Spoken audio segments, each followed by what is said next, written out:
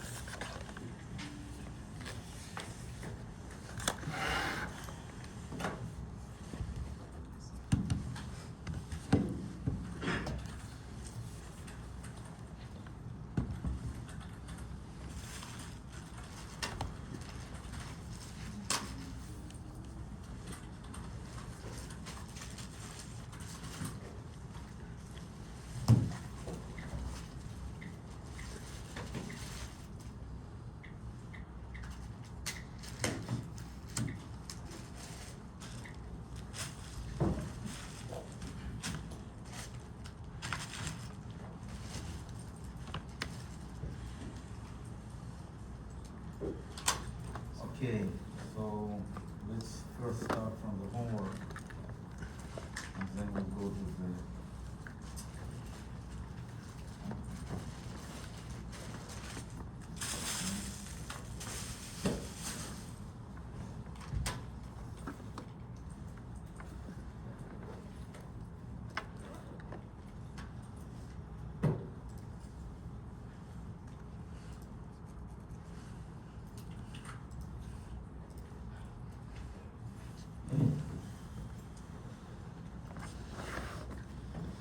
Okay, so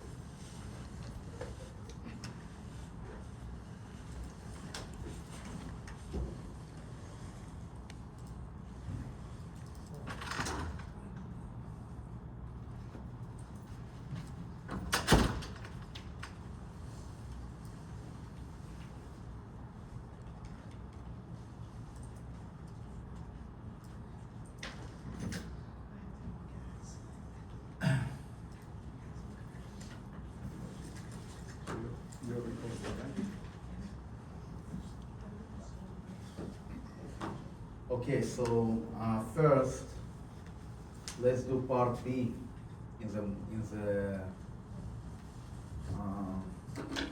the homework, And then we'll start doing mock test and we'll talk us about the test. Okay, so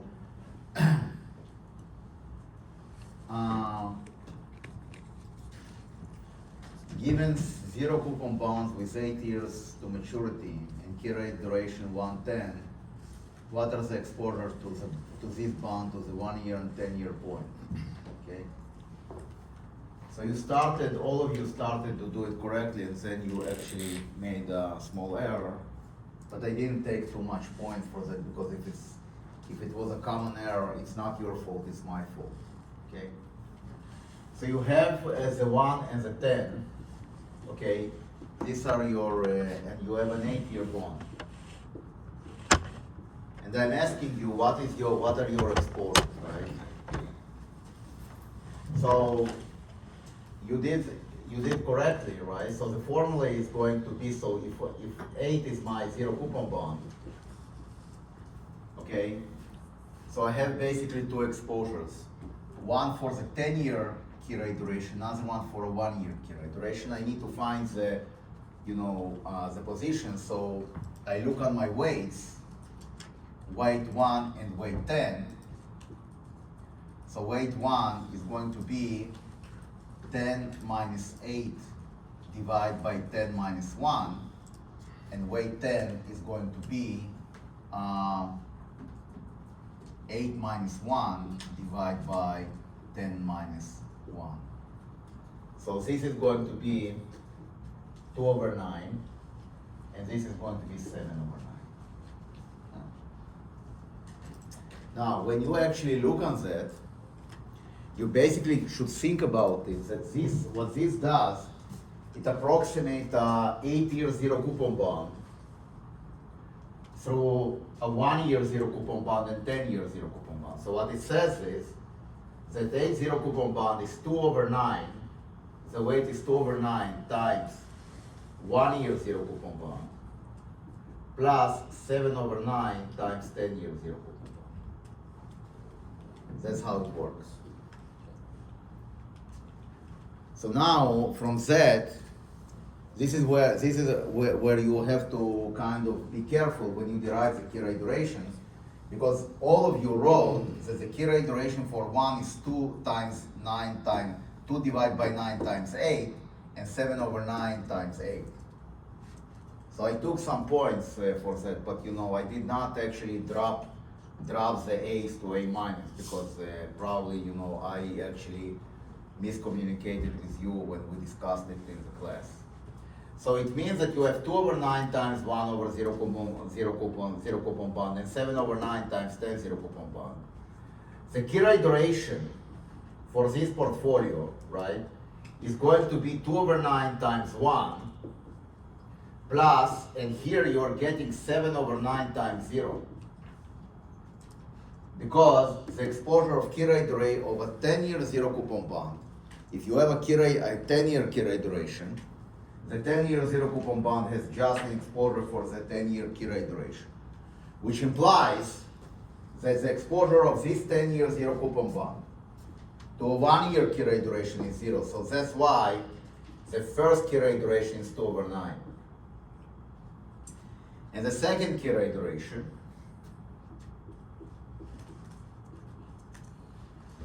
is going to be 2 over 9 times 1 times 0 plus 7 over 9 times 10, which is 70 over 9. So the 8-year zero coupon bond has the following exposure. On the 1-year point, it has an exposure of 2 over 9, which is around, I think, 0.222222. And on the, here, it has a 70 over 9.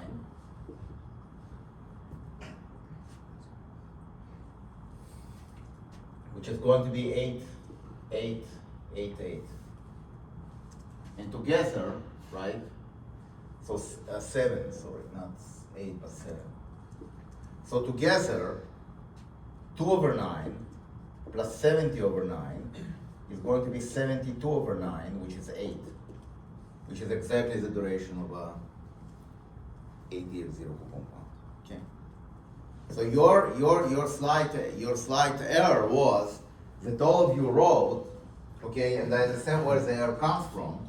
All of you wrote that the 8-year zero coupon bonds has a duration of has a key rate of 2/9 times 8 and 10/9 times 8. That's where you kind of missed it a little bit, which is absolutely fine. That's why you have the homework. Is this clear? Right? So the sum of the key rate durations must be equal to the duration. So the duration of a 8-year zero coupon bond is 8, but it doesn't mean that you just need to take 8 multiplied by 2/9 and multiplied by 7/9, and this is going to be your kind of exposure for the 1 and the 10-year bond. Is this clear? Okay? Because the way to think about it, that these guys, that these weights approximate the 8 zero coupon bonds through a 1-year and a 10-year zero coupon bonds. So if you want to actually reproduce an 8-year zero coupon bond using a 1-year zero coupon bond and a 10-year zero coupon bond, you're going to invest $2/9 in a 1-year zero coupon bond, and you're going to invest 7/9 whatever in a 10-year zero coupon bond. That's where it's coming from. Okay? So that's why your exposure is 2/9 and 70/9. So together it's 8, which is exactly the duration of a 8-year zero coupon bond. Okay? So now, if the 10-year point moves up by 50 basis points, the 1-year point drops by 1%, what will be the impact on the bond? Okay.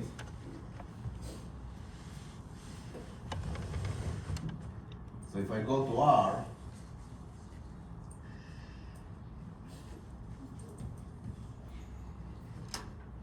and this part you did correctly. This part all of you did correctly, so it's very good.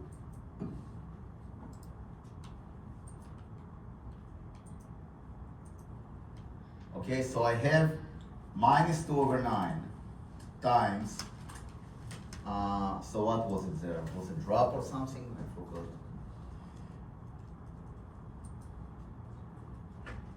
One year moves up by 50 basis points and 1 year drops by 1%. So it's minus 2/9 minus times minus 0.01 plus 70/9 times 0.005. And I want to put a minus here as well, like this. Okay? So the impact is minus 3.666. Minus 3.7%. Okay? Is this clear? So this part was all of you did it correctly. So you understand the key, the trick of key rate durations. And you can see here, right, that this is something that you would expect. That the 10-year zero coupon bond impacts, right, the movement of a 10-year zero coupon bond impacts the 8-year zero coupon bond much more than a 1-year movement. Okay? Because if you look on that, if you look on this decomposition, you will see that this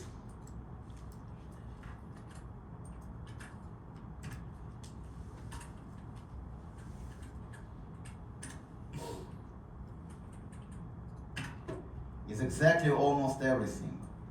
And then the other one just contribute 20 basis points in order to lower it a little bit. Okay? Good. So that's right. That's actually very good.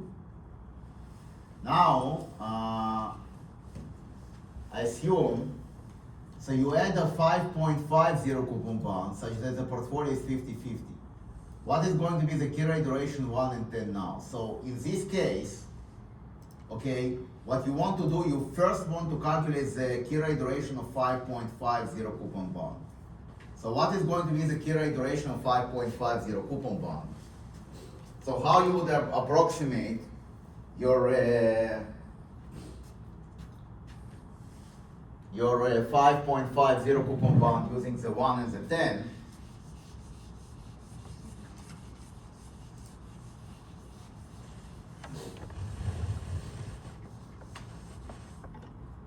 So this is going to be, so for the key rate duration of 1,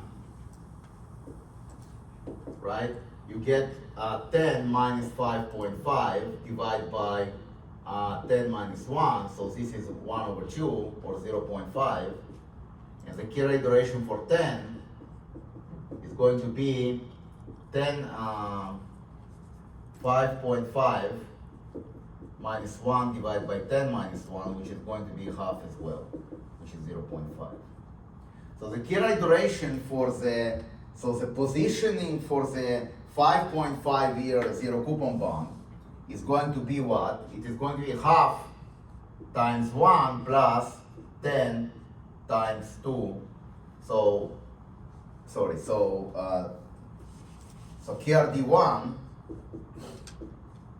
is going to be half times 1 plus half times 0, because the exposure of a 10-year when it's explicit is going to be 0 to the 10-year key rate duration, and KRD10 is going to be half times 0 plus half times 10, so this is going to be 5. So this guy is going to be half, this guy is going to be 5, together 5 plus half is exactly 5.5, which is what you would expect. Okay? So now, what are my exposure to each one? So for the 8-year zero coupon bond, it's going to be 2 over 9 for the 1 year, and it's going to be half for the 5.5. And then and the weight is 50-50. Now for the maybe I'll do it here.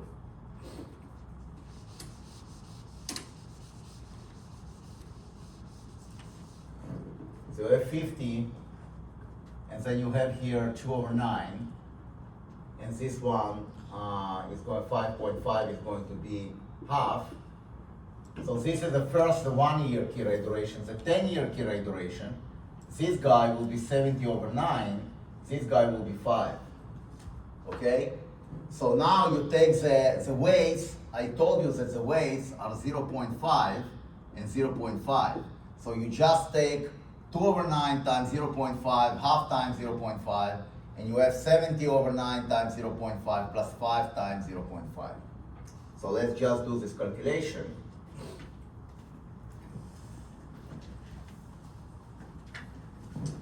So it's going to be 2 over 9 times 0.5 plus 0.5 times 0.5. So this will be the key rate duration for the first one. And for the second one, right, the key rate duration is going to be 2 over 9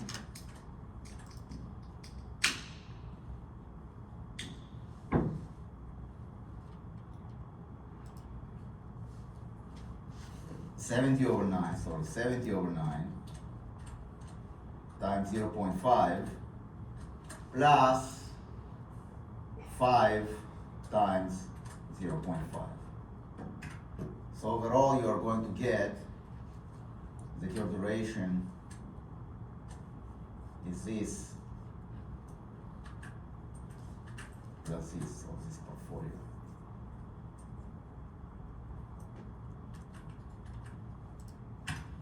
And if you take 8 plus 5.5 and you divide by 2, you get the same result, right? So this is a duration calculation, and this is going to be a key rate duration for the 1 year, and this is going to be the key rate duration of this portfolio for a 10-year. Okay, and now you are performing the same tricks that you did before.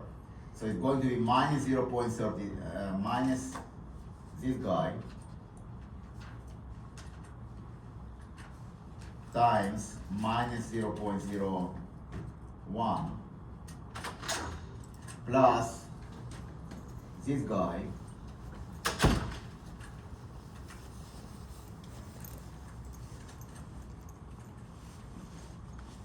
times 0.005.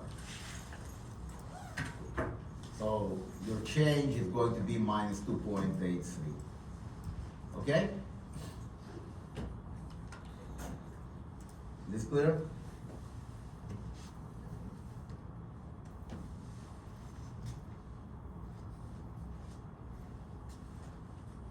This clear?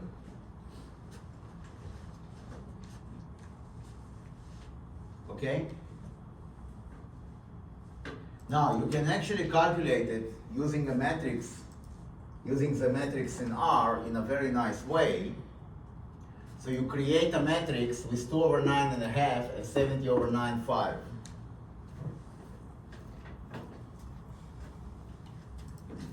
So you create a matrix, let's say M, which is column bind, and the first column is going to be the 1 year Curie durations. 2 over 9, 1 over 2. Right, so 2 over 9, so it's going to be C of 2 over 9 and 1 and 0.5, and then it's going to be C of 70 over 9 and 5, like this. And now you create the vector of weights. So the weights vector is R bind times C 0.5, 0.5. This is a weight of, so the first one is a weight of the 8 year, and the second one is the weight of the 5.5. So you have the R bind times percentage star percentage M, and you will get the same result.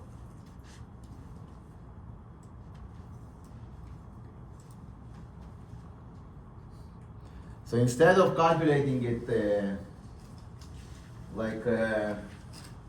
each one separately, you can actually tell R to calculate it over together by doing this column bind trick.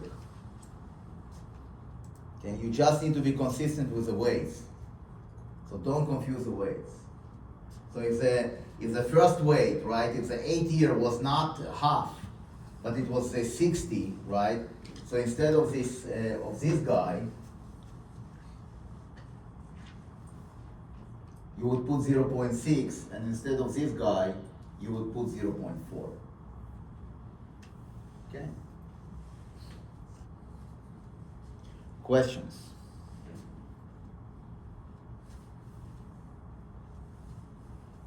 Questions?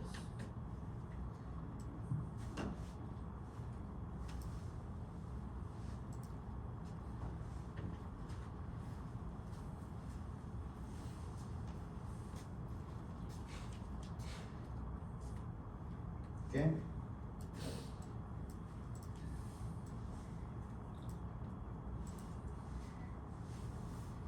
Is clear? Okay, so now, and once again, right, once you have this, you can put it into, I don't know, you can put it into another matrix. Let's say KRDs or KRD portfolio, like this. And now, if you want to find the movement, you can actually take this minus and you do percentage star percentage, but now you do column bind for your movement.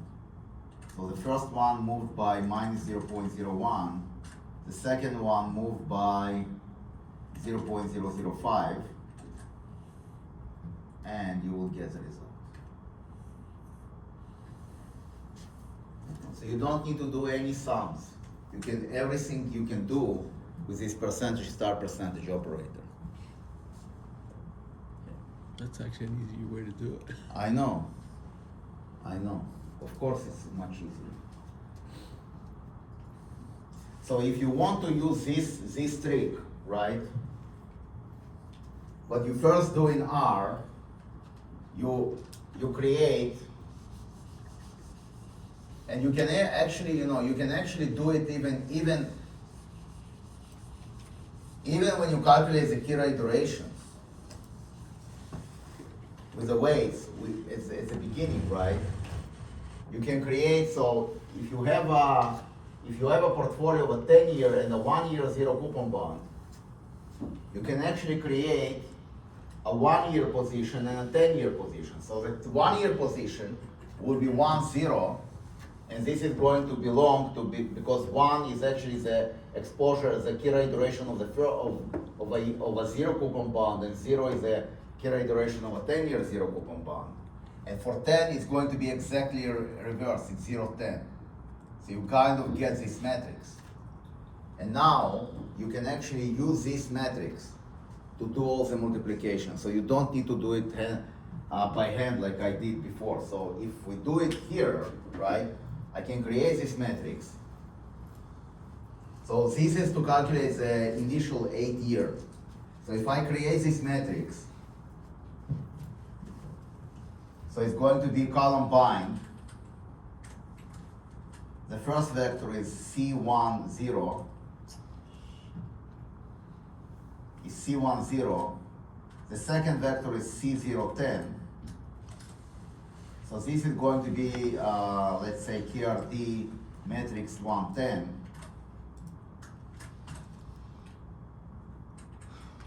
So if you look on KRD 110, you get this result, right?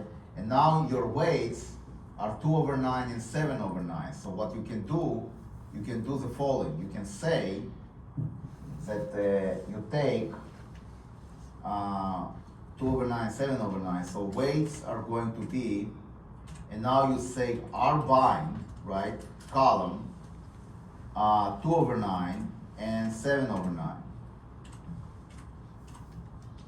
These are your weights for the 10-year bond, right? And now you do W percentage star percentage, KRD 110, you will get your exposures. This is a 1-year exposure of the 8-year zero coupon bond, and this is a 10-year exposure of a 10-year zero coupon bond, and you can actually give it names, right? You can do data frame here, and you can give it names. C 1 year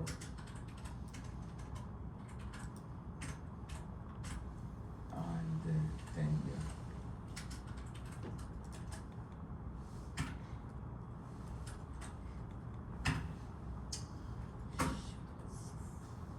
Okay.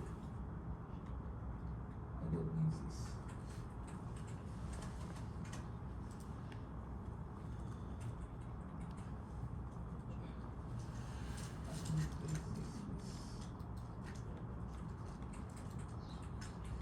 Should work.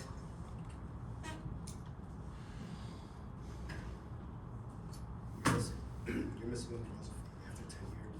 What? There's an apostrophe missing after the 10 years. Good job.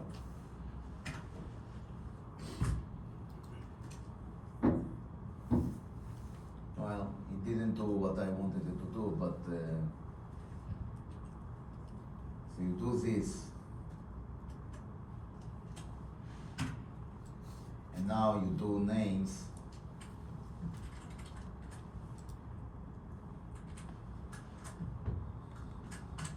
It's going to be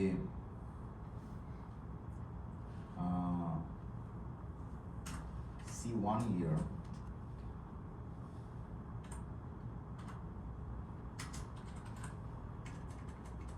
Going to be C 1 year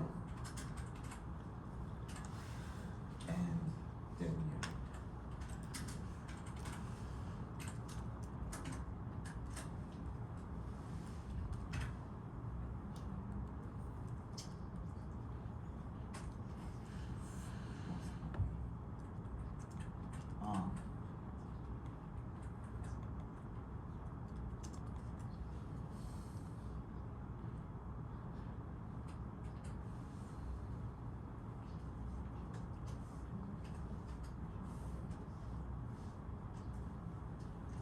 Let's put it into, let's say, X.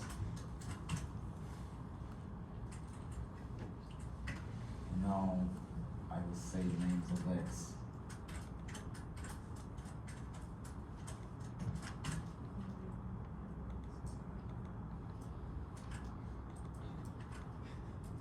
Okay, so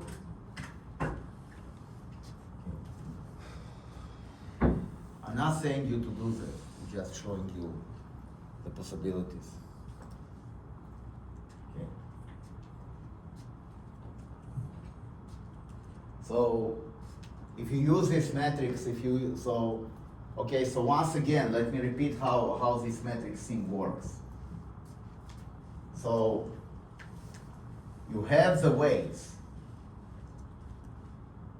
Okay, so first of all, you create this exposure, or you can create the exposure for the 5.5 and 10. So you create this exposure, okay, and now your weights are going to be with 2/9, C/9. So it's going to be R bind C 2/9, 7/9. Percentage star percentage, and you take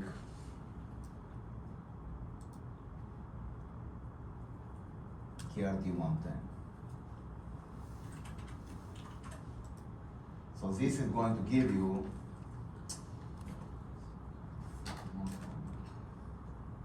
okay.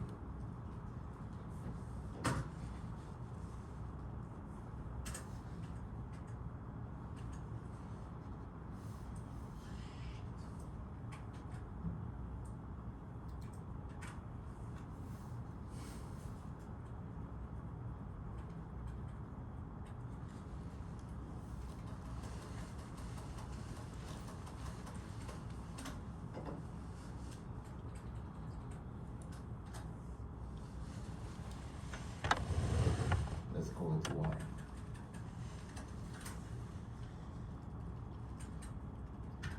So if you look on Y, you will get the exposures for the 8-year bond. Now you can actually then take the exposures, let's say Z, you can get the exposures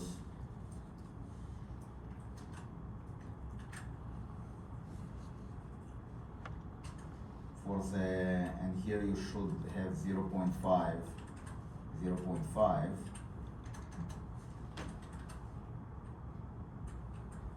This will be so Z will be the exposures for the 5 years, for the 5.5 zero coupon bond, okay? And now you can bundle them together by doing column bind YZ.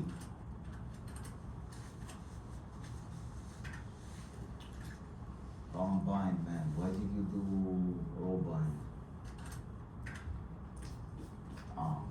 Okay, you want to do probably, and then Z will be this.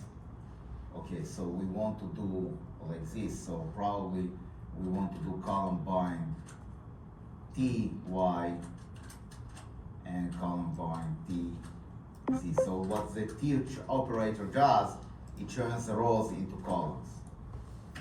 Voila. Okay.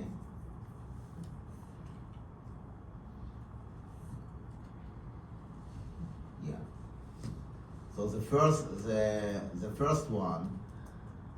positions, right, are for the 1 year KRA duration. The second position are for the 10-year KRA duration. And now what you can do, you can take this guy, and now you do percentage star percentage, and now you multiply by the column vector of the weights of your exposure, 0.5, let's say 0.5, something like that. And you get the exposure. So so it can be like this, or it can be vertical. How to go from here to vertical? Watch. Like this. So now the first ones, right, the 0.222 and 0.5, they are actually the key rate durations for the 1 year, for the 8 year here, and for the 5.5 year here. Okay, the first column represents the key rate duration for 1, and the second column represents the key rate duration for 10. And if you have this situation, then you take the weight from the left. Okay, then you basically get the rows. So you have R bind here, and now you multiply it by C 0.5, 0.5 like this, percentage star percentage, and you can actually multiply it by this guy. Okay, and you can see how it works. So in the first matrix, you get the column exposure in the result in columns. In the second matrix, you get the column exposure in rows. Okay? I'm not telling you to do that. I'm not telling you to do that. Okay? You can actually do it as I did, as the simplest way. You just take the weights and you multiply it by the exposure of the 1 year and the 10 year, right? How I did it in the first. But this is just a little bit more efficient if you actually can master this way. That's why I'm showing it to you. Okay? Is this clear? You could also make that into a generic program and then only have to do it once and just put the variables in. I'm not going to actually worry about this right now.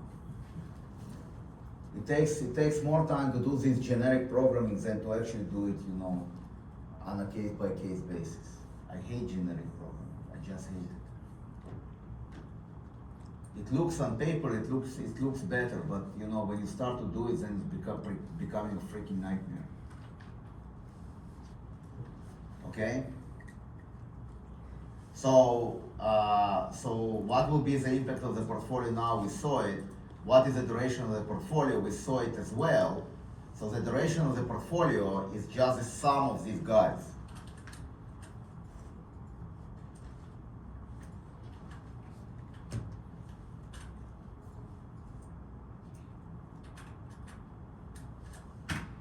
$675, right? Or alternatively, you could just do an average between the 80 and 5.500 coupon bonds. So you get half times 8 plus half times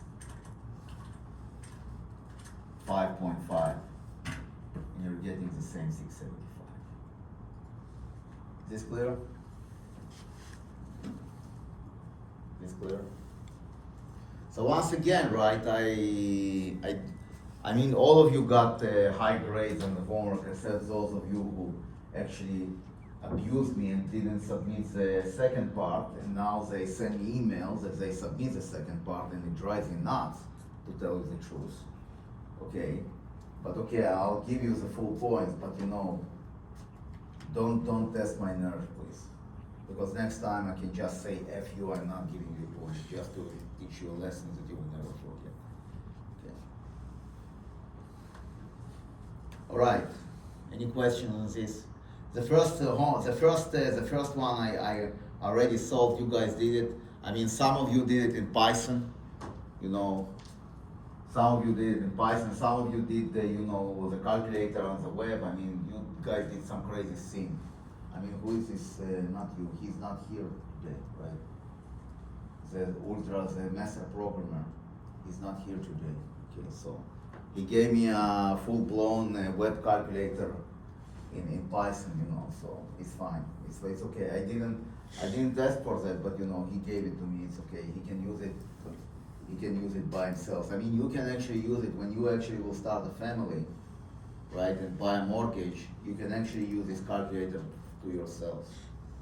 When I do real estate calculations, I always use my own calculator. I never trust the bank calculator. It's a freaking nightmare. Okay? Questions? Questions? All right. So now, let's look on the test. Let's start working on the test. So the plan is very simple. I gave you a knowledge check. if you go to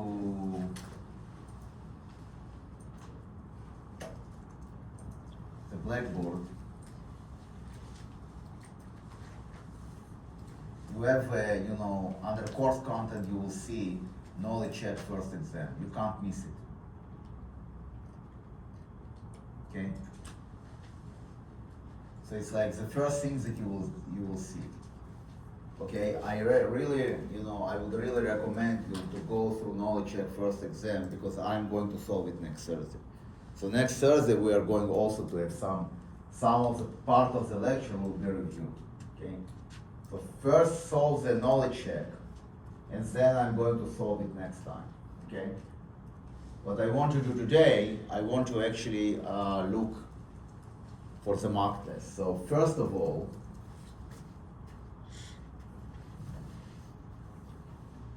if you go under course content, so there is another course content here, so it is what it is. Okay, so if you go here under course content, here, you have materials test 1, right? And when you click on materials test 1, you have mock test here. But you also have material test 1 here. So there are 2 materials of test 1. And here you have mortgage formula cheat sheet, zero coupon bond cheat sheet, duration convexity cheat sheet, coupon bond cheat sheet, mock test 1, solution mock spreadsheet, solution for mortgage questions, answers. Okay, so this is going to be under material test 1, so that kind of 2 materials of test 1, so I do apologize for that. Okay, so you can actually print those, if you want, you print those zero coupon bond cheat sheet, duration convexity cheat sheets, you can actually do that if you want.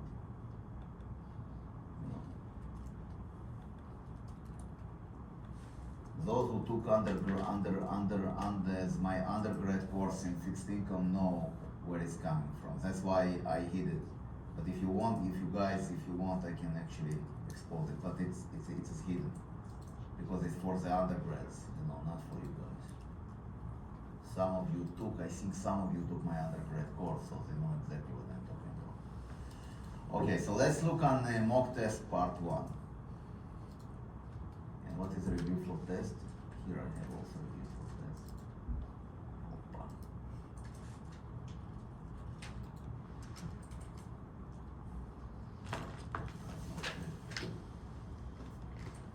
Review for test is, I think it's oh my god, yeah, I killed it, of course. Okay, so review for test, I think it's, no,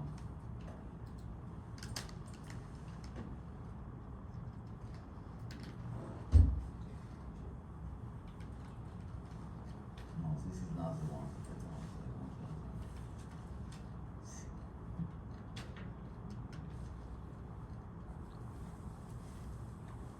Yeah, test number.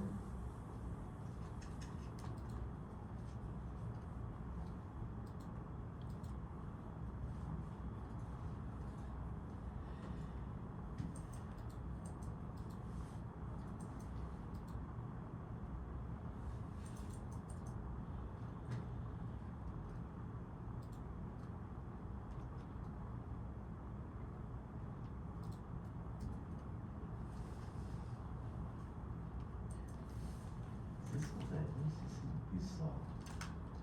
Because I gave you, let's see.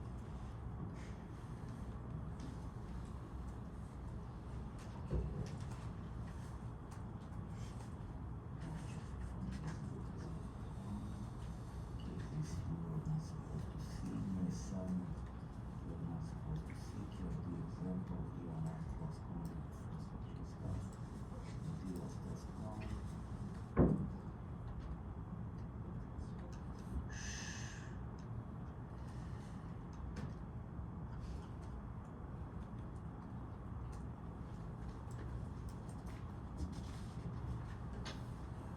Okay, so this is a simple one. This is simpler than I thought. No, I don't want this.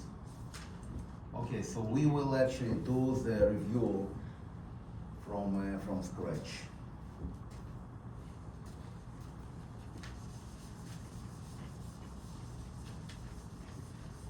So first let's do the easy ones, then we'll do the tougher ones. So let's do this. So first of all, mock test part 1 PDF. Okay, so you have a zero coupon bond with the following yield: 6% with yield of 4% and 10-year of a yield of 2.4%, right? So we know what are their prices. This is just a refresher. Because I think I covered this also in the first semester, right? So the price of a zero coupon bond is going to be exponential minus y times t times your principal, but your principal is 1. So, right? And and by the way, the future value, right, is going to be exponential y times t times the present value. So the future value is the principal is usually 1. That's why here, right, it's just exponential. So the answer is, for the first one, it's exponential minus 0.04 times 6. And for the second one, 10-year yield of 2.4%, is going to be exponential minus 10 times whatever the yield there is, 2.4, 0.024. Okay? Questions? Is this clear? This is a bed and butter. I hope it's clear for you guys. Now, give a bond of 2 years to maturity with an annual coupon of 2%, paid semi-annually, and annual yield of 1%, what will be its price? Okay? So you use a magic formula for that, right? C divided by y times 1 minus 1 plus y to the power of n plus 1 divided by 1 plus y to the power of n. Okay? So in this case, it's a 2-year bond with annual coupon paid semi-annually, right? So you need to adjust the coupon from 2% to 1% because you paid semi-annually. Okay? So in order to use the magic formula, you want to have the following. So you have 0.01 divided by 0.05 because you also need to adjust the other yield semi-annually. Now it's 1 minus 1 divided by 1 plus 0.005 to the power of 4 because you have 4 periods, right? Because you have 2 years, plus 1 divided by 1 plus 0.005 to the power of 4, something like that. And here I need to say that this is going to be 0.0.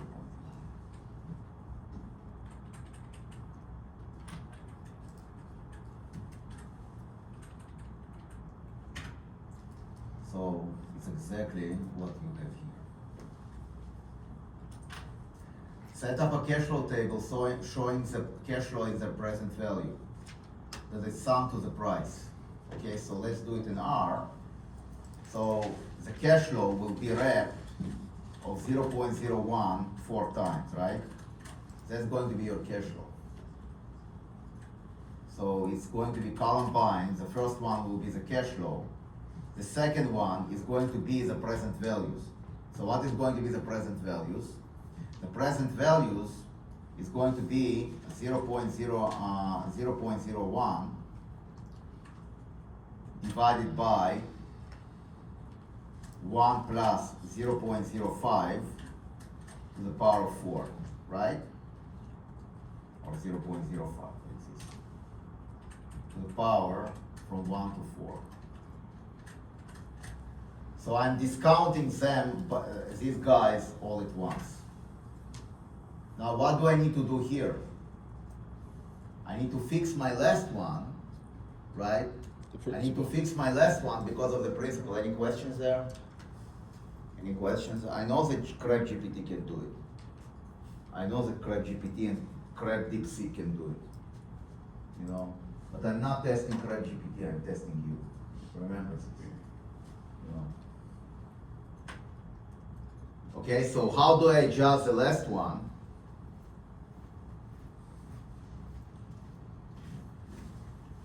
So let's call this M.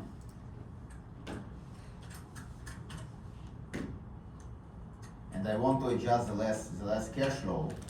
So I will say M4, right, 1 is going to be M41 or M4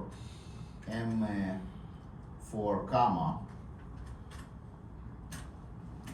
is going to be, I'm going to take M4 comma,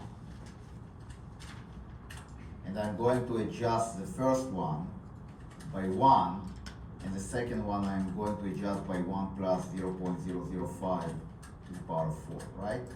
Like this. And probably I want to put, yeah, let's see if it works.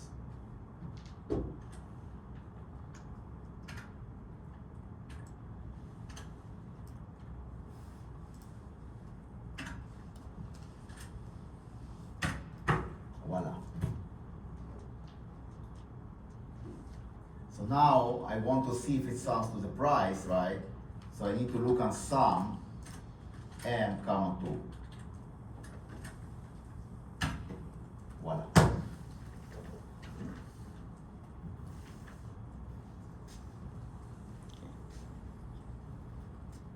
This is clear what I've done, right? So the first one, I'm just looking, the first matrix M, I'm just looking at the principal, right? So the first one, I'm just replicating the cash flows. If without the principals, the cash flow are 0.01, 0.01, 0.0, 0.01 4 times. That's the first vector, right? The first column. The second column, I'm taking my 0.01 and I'm discounting it by 1 plus whatever 0.05, the discount rate, 1 plus yield adjusted to the power of 1 to 4, and the R actually does it all at once, right?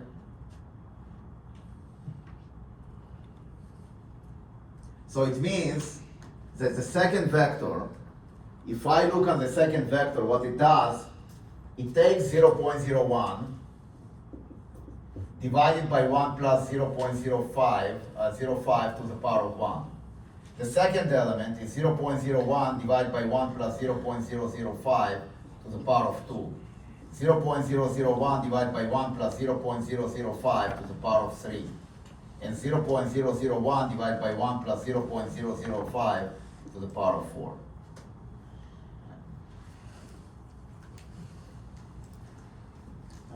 So when I do the 1 to 4, it actually just does it all at once. Okay? That's what they call in the modern language generic programming.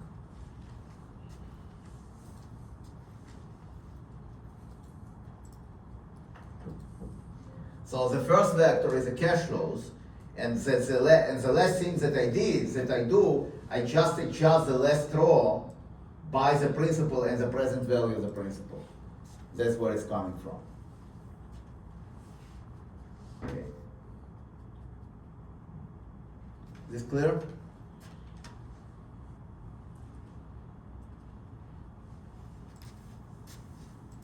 Very good.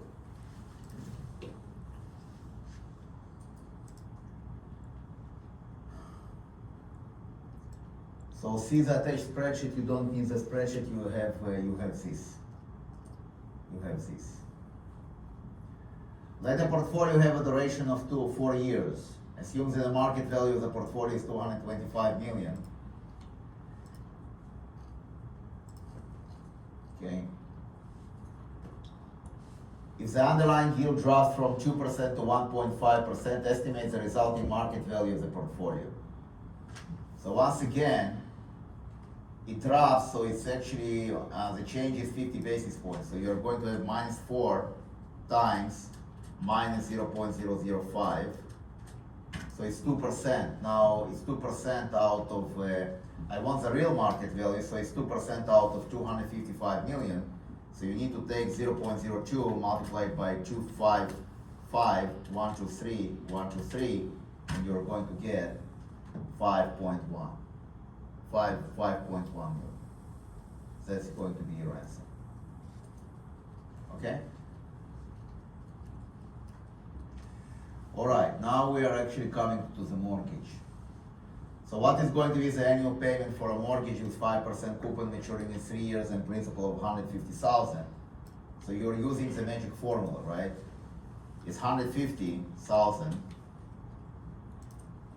and it's maturing in 3 years and it's annual payment. So it's 150,000 times 0.03 and you divide by 1 minus 1 divided by 0.03 to the power of 3. Like this.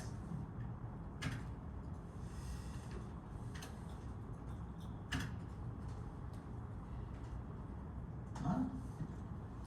What did I do wrong here?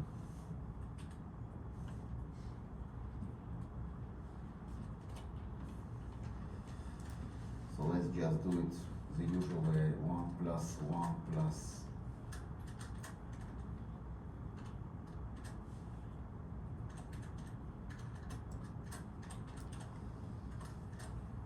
power of 3.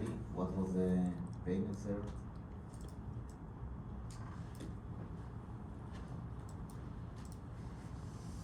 It was 5, sorry. It was a 5% coupon. This is okay, good. Maybe we will call it GG. So now P times, so we have 150,000 times 0.05 and you divide by GG and you get the result, okay? You get this. Set up the amortization table for the mortgage assuming that the payment is annual. You did our homework on that, so I don't want to repeat it.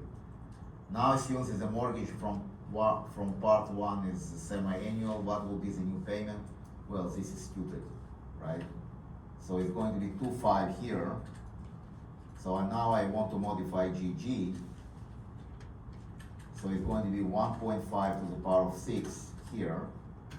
And now I'm going to have 150,000 times what?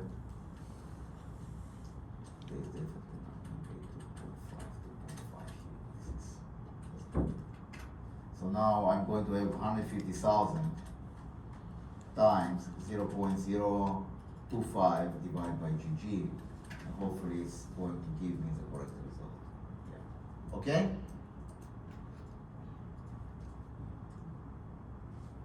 Is this clear? Is this clear?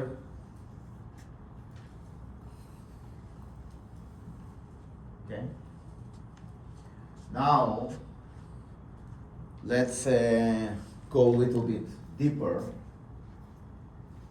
and let's assume,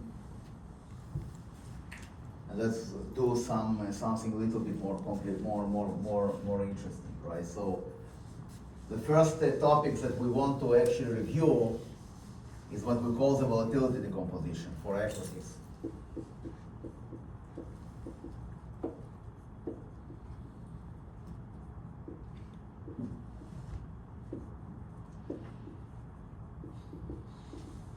Okay? So if you have a covariance matrix for equities, okay, n by n, and you have the W, which is your vector weights, remember that the sigma of the portfolio is going to be the variance of the portfolio is going to be WCW transpose in matrix form. Okay? It's going to be it's going to be WCW transpose in matrix form. And now, in order for you to find the decomposition, you define the vector V, which is W times C. This is a matrix product, right? W is your row vector, C is your n by n matrix, W times C in R is percentage star percentage, W times percentage star percentage, right? And then I told you that variance of P is going to be V1 W1 plus V2 W2 plus ta ta ta ta ta Vn Wn, where V is going to be the V is going to be the elements of the vector V that I defined before. So the first one, right, is going to be the contribution of the first stock to the risk. The second one is going to be the contribution of the second stock to the risk. And the third one, and the nth one, will be the contribution of the nth stock to the risk. So I write it here for your convenience. You don't need to get up.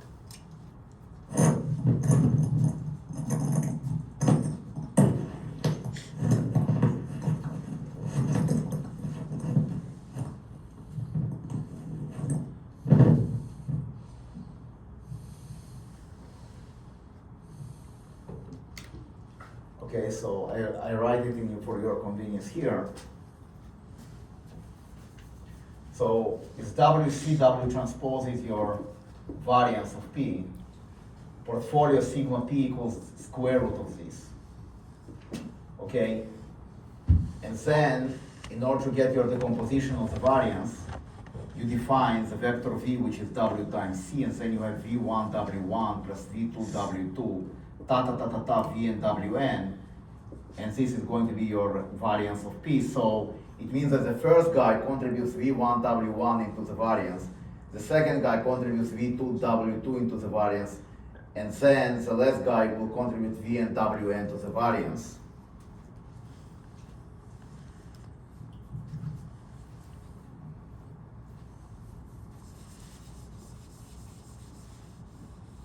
Something like that, right? And then the weight of each one, the risk weight, is just going to be VI WI divided by the variance of P. Now, when you want to actually get the decomposition of sigma, how do you go from the decomposition of the variance to the decomposition of sigma? You can skin this cat in two ways.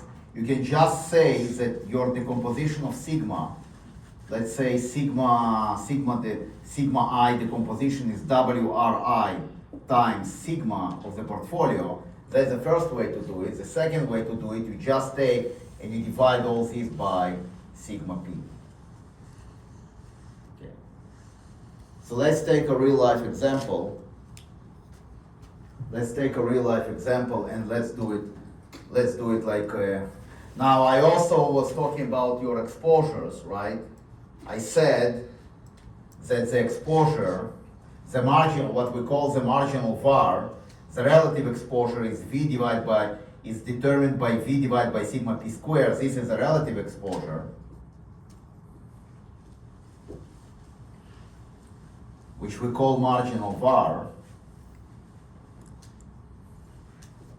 And then we have the absolute exposure.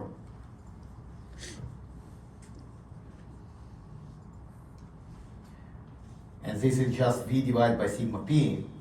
And this tells you, right, if the weight of each one of them increases by 1%, okay, then, and you want to find out by how much it increases, by how much it contributes to the risk, or by how much the risk increases, or by how much the volatility changes, you need to take your V sigma P and multiply by this 1%. Okay? Or if this is the ice component, you multiply the ice component by 1%. Okay, so let's take an example.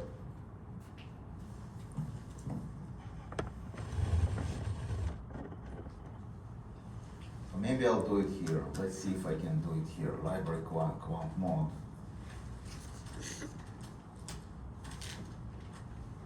You know what, let me just do it in our studio because it's easier for you guys to watch.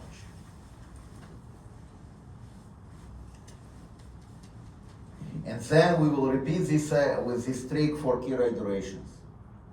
We'll repeat this trick for Kira iteration, okay? So let's look on, so where did I download this shit? Here, okay. Did I do it already? Did I do this example already? Yeah, that's last week. Okay, so I'm going to change a little bit. So I will take here, NVIDIA, and here I'm going, you know what, let's just do something with commodities. Let's see if I can find commodities. So Yahoo Finance commodities price.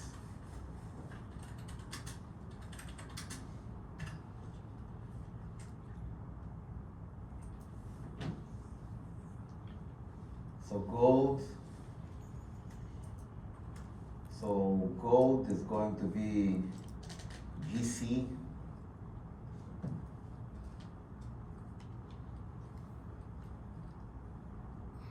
Okay, so let's do this. So instead of this GLD, we will say GLD here. And here, I need I think oil. Oil is ETF for commodities, for oil. Let's see. CLF, CLF? that's what it says right there. Where? Right there. I Down don't to, see it. down to. Here? Yep. CLF? CL equals F. I don't think CLF. Let's see, CL.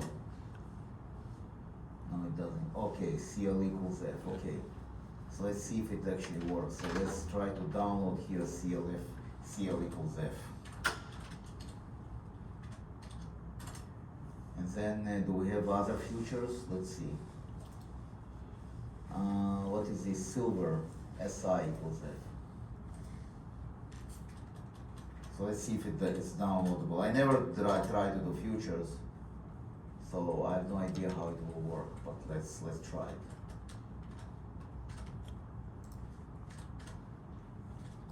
And then I'm going to comment all this crap here. What the comment is called? I think it's comment.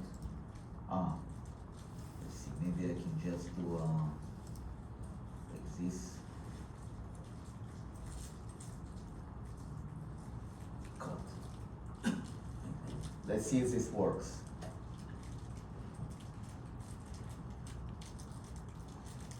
Oh god. So CLF is actually works. Let's see. No, it's not. Really? It has it here? No way.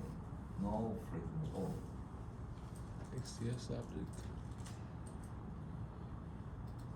Holy crap, it does have it.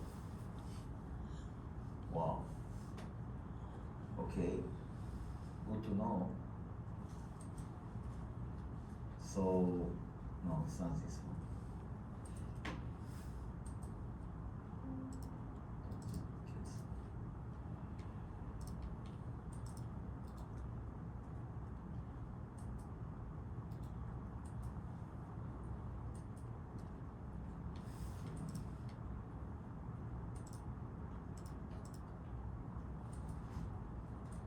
Okay, this, alright, so here, but it doesn't, you see it tells me that it has missing values, so I don't want to actually do it. I'll do it with GLD and with SLV, like this.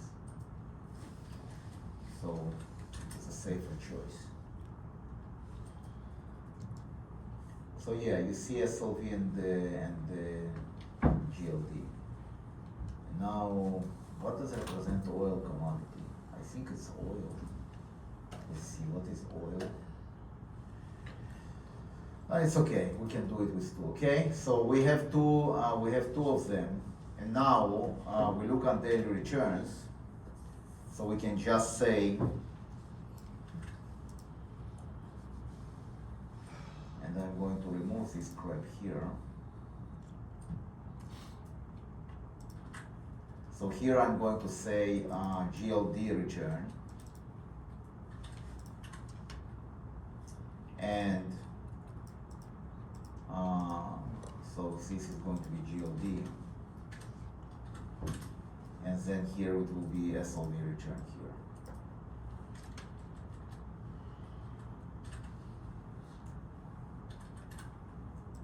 And I will put SLV here.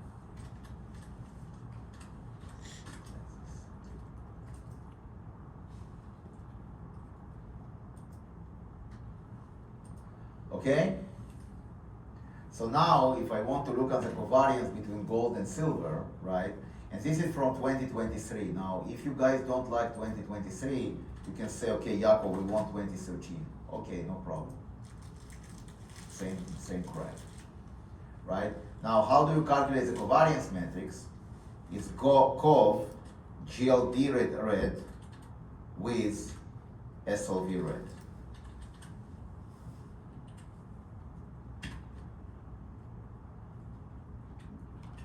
I think it's covar. I want the covariance matrix, not the.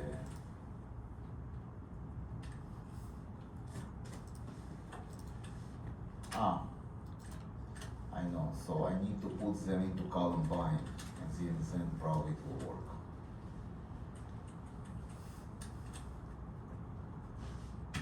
Voila. Right? So this is your covariance matrix. So we're going to put it here. So I will take this code and I will put it there. And I want to analyze the covariance matrix. How do I analyze the covariance matrix? What do I need to do? This is daily, so how do I analyze the covariance matrix? What do I do to analyze covariance matrix? I need to multiply by something. What do I need to multiply by? Very good, excellent. You learned something from me.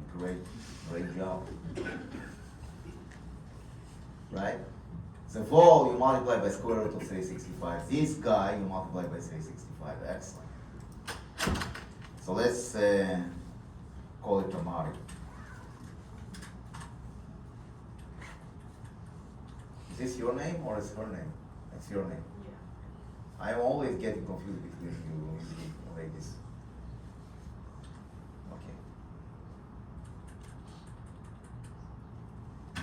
So now we want to take, and we have a portfolio, right, where we are going to actually put, let's say, we're going to put 30%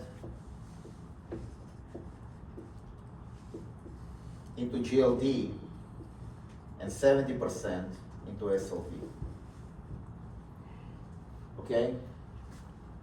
So the first one, right, is, now this you don't need to do on the test. I'm not going to ask you to download stuff from Yahoo, okay? So you don't need to do this gold covariance on the test.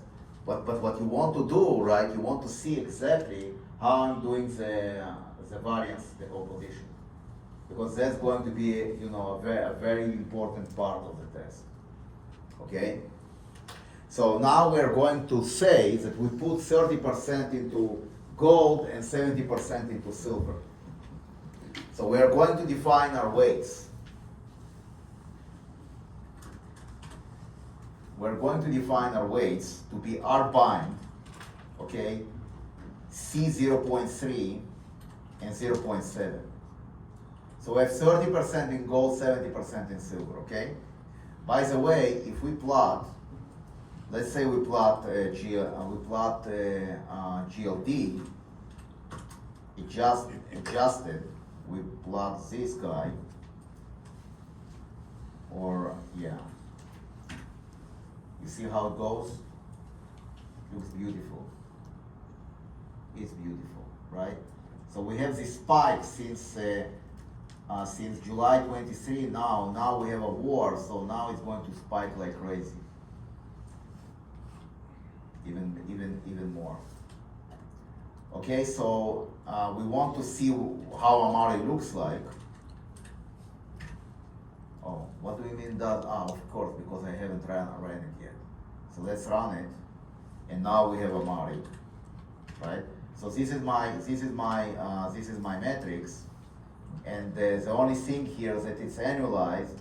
So you know I don't like the fact that it's called daily returns. It shouldn't be called daily returns. Now, if you want to find the volatility of gold and silver, the annual volatility, you just do square root of Amari, and the volatility will be on the diagonal. So you can see very, very clearly, right, that the gold is actually half of volatility of silver. You see that gold is actually 19% per annum, right, and silver is 36%. The diagonals, when you take the square root of the covariance, okay, that and the square root of the covariance may not be defined because it might be that these guys, right, are negative, so it's not going to be defined. But nevertheless, the diagonal will always be defined because the diagonal of the variance is always positive. Okay? So when you take a square root of Amari, right? If you want, you could actually do, if you wanted to do like a cleaner job, instead of taking square root of Amari, you can just say that I want to take the diagonal elements of Amari and take their square root, right? So you see what it does, right? It takes the diagonal elements. You can see, which is very interesting, okay, the daily returns of gold, the annual vol of gold, right, is like almost twice as less than the annual silver. So silver is much more volatile than gold, okay? And if you look at the returns, so that's a classic, okay? So if you look on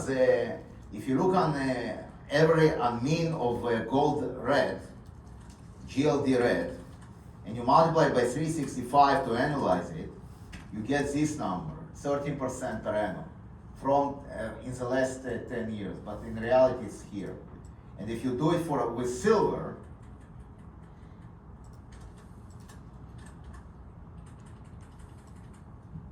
you get 16%. So if I will ask you, I'm your boss, and you're a risk manager, and this is a typical interview question.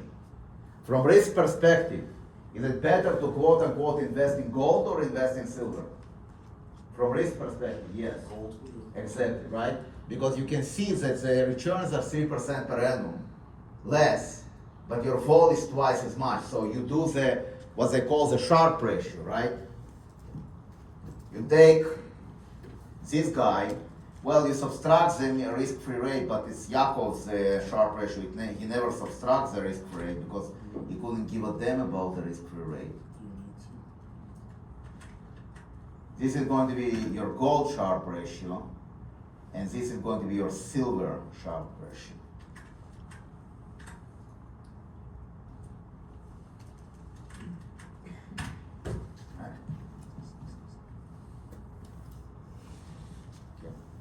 So this is classic.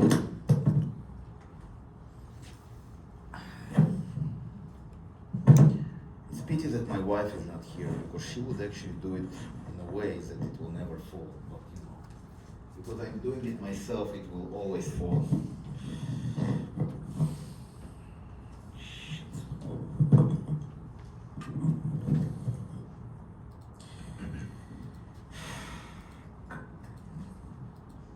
Okay.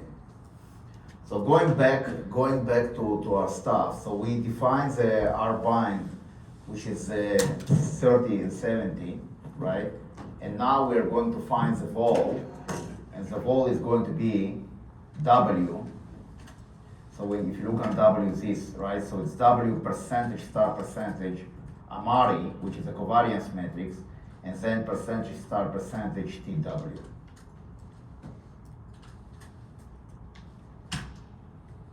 Okay, so this is going to be the variance, the annual variance of a portfolio where you put 30% into gold and 70% into silver, and if you want to find the volatility, you take the square root of this stuff.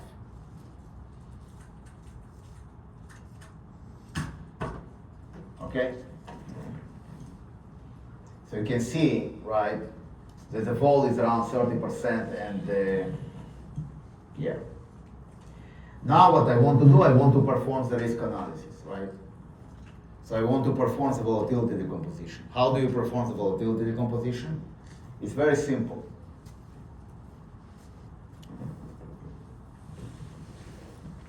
You define the vector V,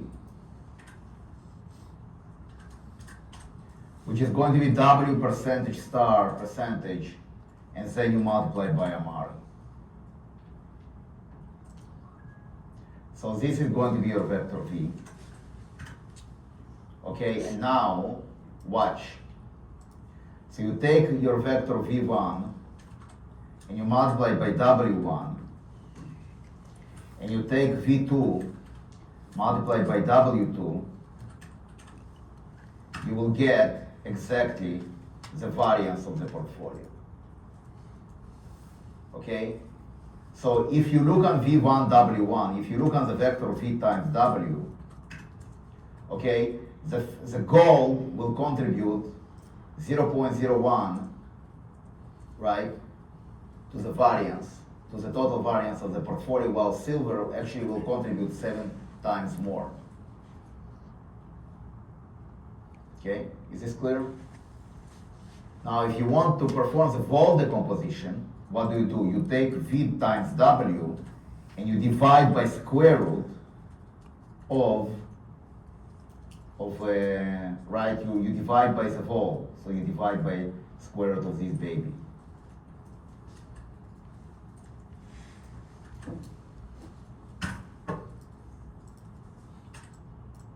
And you want to take, I think, 1, 1 or something. Come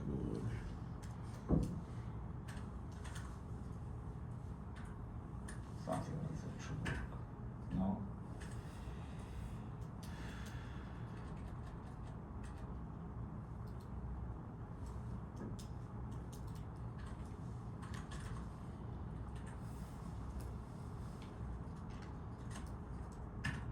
No. So first of all, maybe we can define, okay, so we have, I think what's the extra closing bracket before your, really? the, Where? that last Oh. closing parentheses, you guys go before the square brackets. Here, Yeah. very good. We have bionic eyes. No, that's what it doesn't want. He doesn't want this shit? You gotta put the parentheses before you put the square brackets, then it's just 1 after the closing Yeah. parentheses. So put the parentheses there, now get rid of the last parentheses. No, I need the square, I need the less, I need to. Yeah, but you're just telling it which one to take after you take the square root.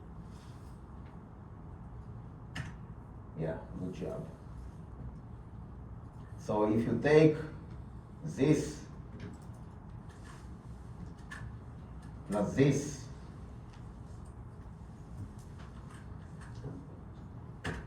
you get exactly the volatility of this portfolio. So gold is going to contribute this amount, and silver is going to contribute this amount. This is absolute decomposition, okay? So into 30%, right, 25% is coming from silver, and 5%, give or take, is coming from gold. Now, what about relative decomposition? Now, what you want to do, you think about these guys as returns, okay? And then what you want to do, you want to find out where the risk lies, right, on a relative basis. So then what you do, you take, okay, so you take this vector,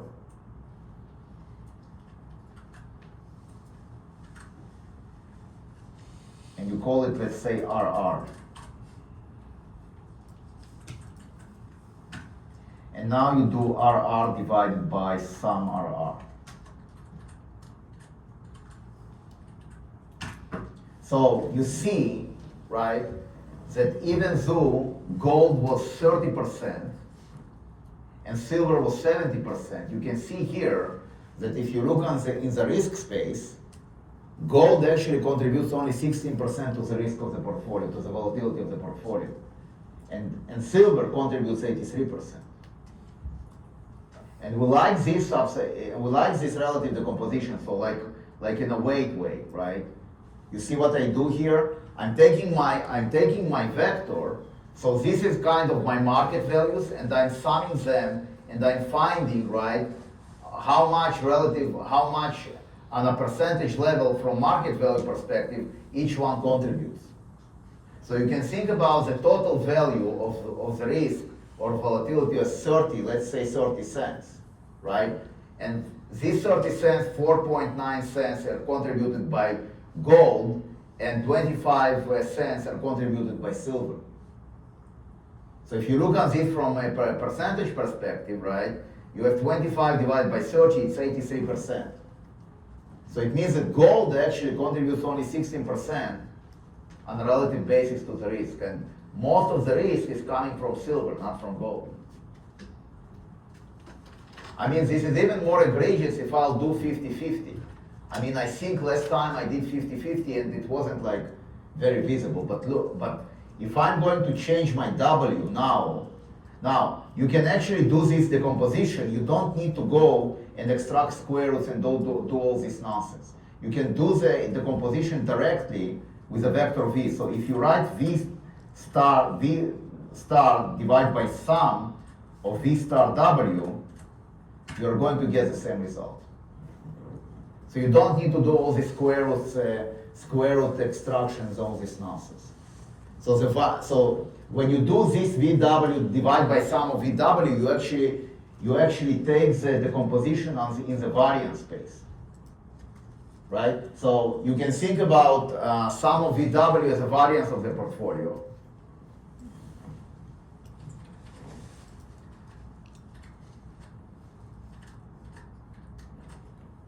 Right? And you can see that 16%, right, for this guy is coming from gold and 83% is coming from silver. When you look at the variance, okay? And where is the decomposition of the variance? You just look on V star W. So you can see that here, right, this is, gold contributes 1.4 on an absolute level, and silver contributes 7.5. Is this clear? Is this clear? Okay. This is basically the bread and butter. So if you are actually a risk analyst in equities, right? This is the only thing that you need to know. This is the only thing that you need to know. And when they do risk management for options, they basically reduce it to this decomposition. So they actually present options through what they call replicating portfolios, and basically they calculate the risk of the option as an additional asset. Okay. So if you're a risk manager, the only thing that you really need to know in order to understand to do risk management in any bank, right? Be it Goldman Sachs, JP Morgan, or any of the regional banks, is just to know this formula, to know the vector v. That's all you need to do. Because behind the bombastic slides and all this nonsense, right, that they give the senior management, those are the formulas. It's like V times W, that's it. I'm not kidding you. Okay. Any questions on that? Is this clear? So now you're more than equipped. Now you can actually apply for any risk management position. Takes one lecture to explain this shit. Okay? All right, so now what we want to do, we want to talk about sensitivities. Okay, so what are sensitivities? Sensitivities is how does the risk for equities react, right? If we go up or down by 1% in any of the assets. So it's very similar to what we have in a duration situation. Okay. So what is the formula for that? Once again, what is actually controlling it is a vector v. So the formulas are here. The absolute exposure is V divided by sigma p. The relative exposure is phi divided by sigma p squared. And I showed this last time. Hopefully, I'll show it again here, and maybe it's going to be a little bit clearer. Because you were shell-shocked last time, but now you will see it twice, and hopefully it will be better. Do you want to take a break? Yeah? You want to take a break? Yeah? Okay, so it's 8 now. When do you want to come back? 8, 10? 10 minutes will be enough? Okay, 10 minutes, and then we'll end at 9. We won't go until 9:30.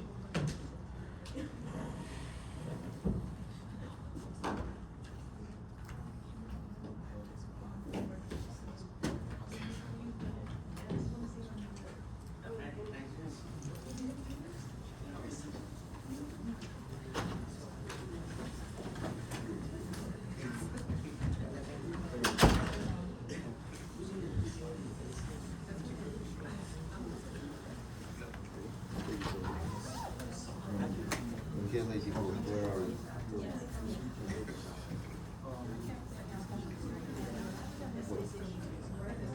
When did you send it? Shit, it's not that you're a Vietnamese girl.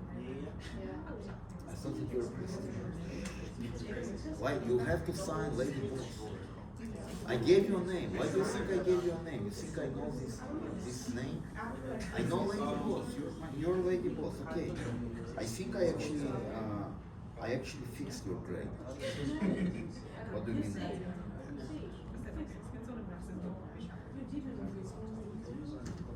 Oh my God. Where? No, you didn't got a C. What are you talking about? You didn't get a C. There was no way.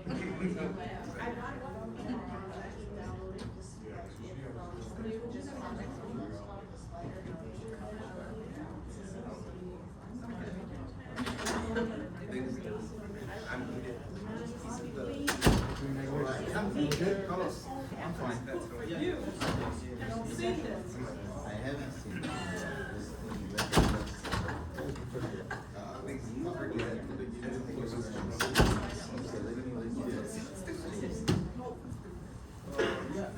You okay, like the boss that you see, or you want to?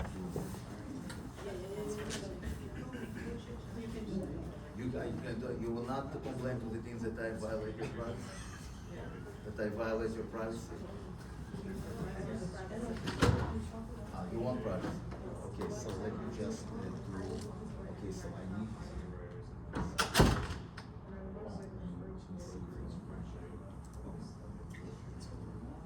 Oh, shit. You see? Yeah, I see.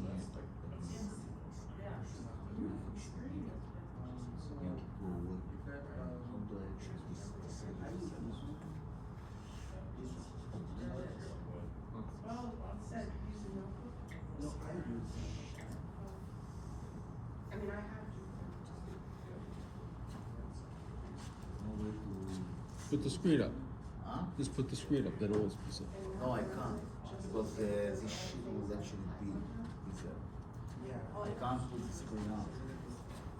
They don't see how you. No, stop it.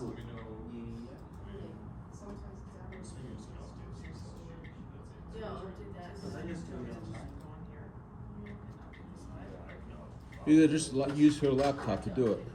I don't have my laptop. No, she can use her laptop. Ah, yes. No, I had to student room. No, but I can. You can log in. You can log in on your laptop. Yeah. And you can give grades after. No, but I can. No, even I want to, but I can't.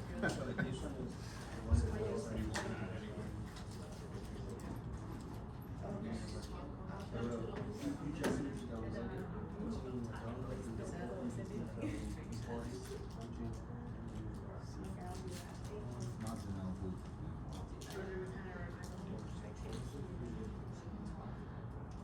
No, should be.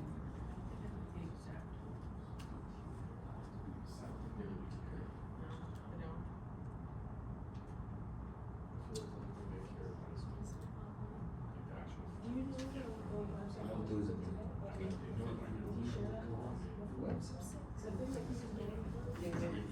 Just to make sure this is a Steve, right? It's T. I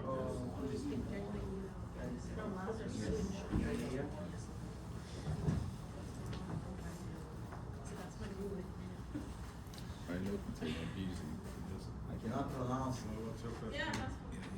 that's You have an American name. I need to read Plus, it. Okay. you're right in that Right. role. But you know, the problem is that my name you can pronounce, right? But how do I, okay, how do I pronounce your name? What? Oh, can you turn on the? Oh, this is your son. Ah, I didn't know. Okay, your name, because I thought that this is all your name, that's why I wasn't able, so your name is. Okay, switch to that directory. Finding directory doesn't exist. I thought that your name is Fan Ichi. Oh, what you wrote us correctly. Yeah, this is my name. And I have two middle names. Oh, really? Okay, try now. I see. then enter. You have to that command. Bring the command. Yes, exactly. So after Yeah. that you have to do issue the directory. So I'll your name is Boom, right? Okay, switch to the directory, then you run that command, conda whatever. Copy, copy. That the file. Yeah. You know that you can do this. Good, good. You know that you can do this. Okay. Where is the other? File is. What is in the email? There is an email. Show the email.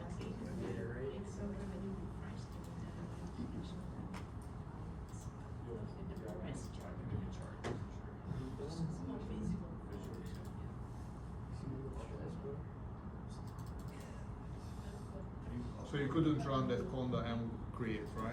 And then I have Kunda. Yeah, but you So couldn't. just the You file. didn't run that command yet, right? Conda, when you create a new environment, you didn't do that yet, right? No, that is what I was doing. Yeah, but you I got error. couldn't because you got error. Okay, just want to make sure you didn't create the environment yet. Search for like Uricot, and it's easier.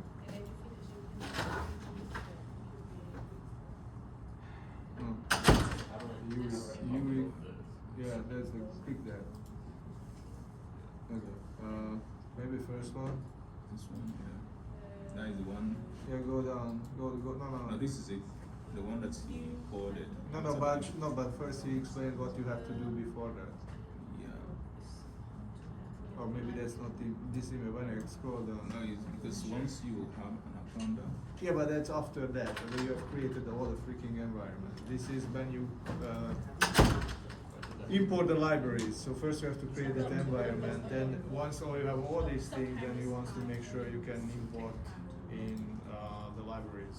Actually using the this is Jupyter it. notebook. This is it. Yeah. Okay. So the copy. first one is to. Yeah. to Okay. do So this. copy the next one. This one. No, the first. But we make I thought you run this one first before you run the. Yeah, you have to switch that environment. You did. Just copy that first, yeah. And you make sure, Control C. And make sure you have the file in that directory. Go to there. Go to the command. Yeah, and That looks actually really nice. That looks perfect. okay. Okay, so just enter this.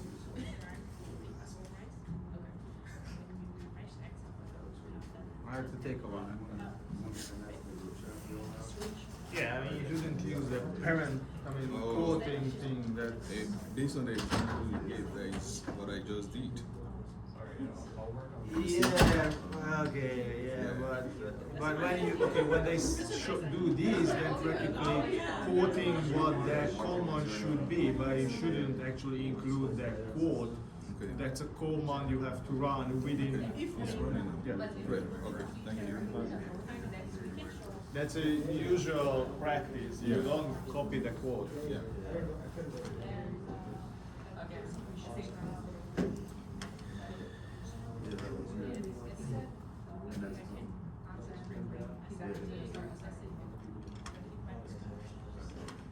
That looks nice. And then.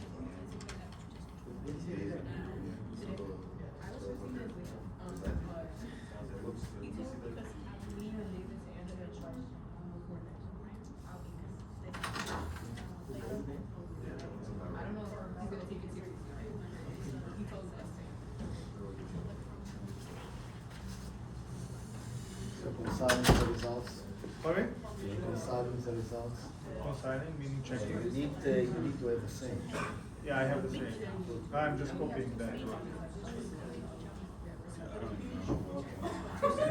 I'm looking like I know what I'm doing.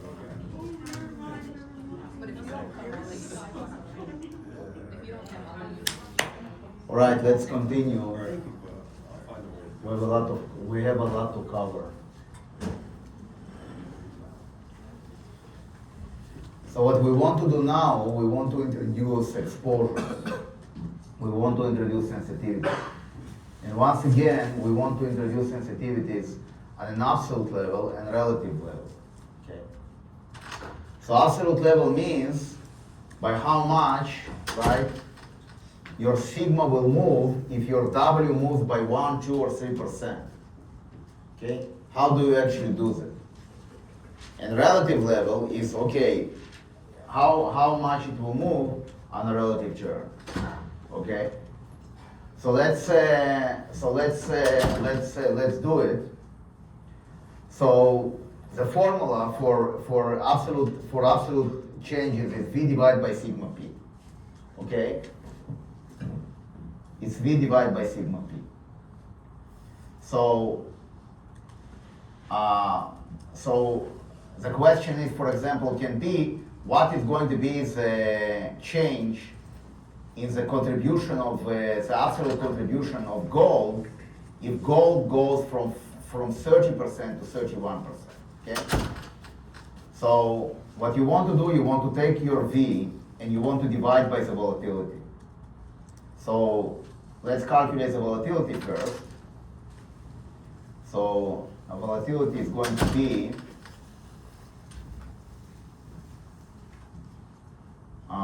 we can do it square root. So we do square root of W percentage star percentage Amari percentage star percentage TW, and we want to we want to take 1 here.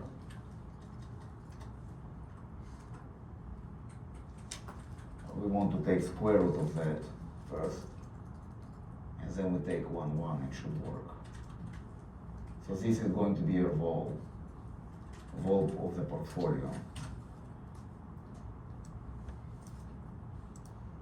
Okay, so vol P, we already calculated it many times, right? So what we want to do now, we want to take V divided by vol P, like this, okay? So this is the absolute returns. If we want the relative, we take V divided by vol P squared.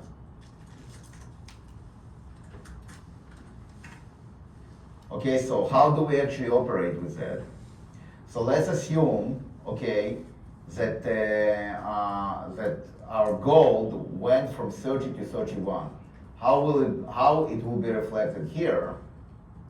So the question is by how much it is going to change the vol, right? So it goes from 30 to 31. You take your daily returns here. You take V divided by vol P. You take this guy, and you multiply it by 0.01. Okay. So then the contribution of your of gold is going to take this guy, and you add to it this guy,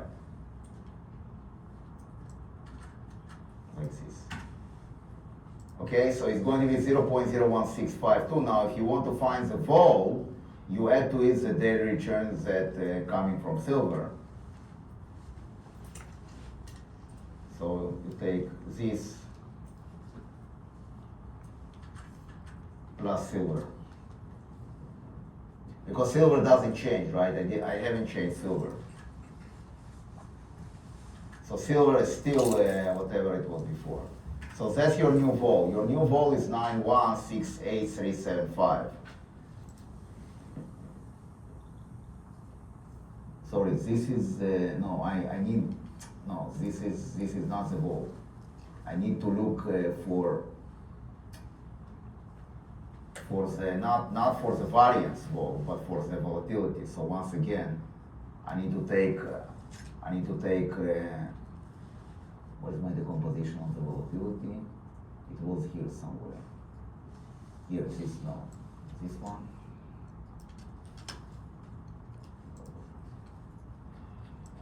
Okay, let's do the decomposition of volatility once again. So we take V times W and we divide by vol P. So my decomposition of the volatility is 0.059718 and 0.25082. So I'm going to take this guy and I'm going to add to it my daily as a V divided by vol P times 0.01. Okay? So this is going to be my new contribution of gold to the daily volatility. So now if you want to find the volatility, you take your new gold contribution and you add to it your return here,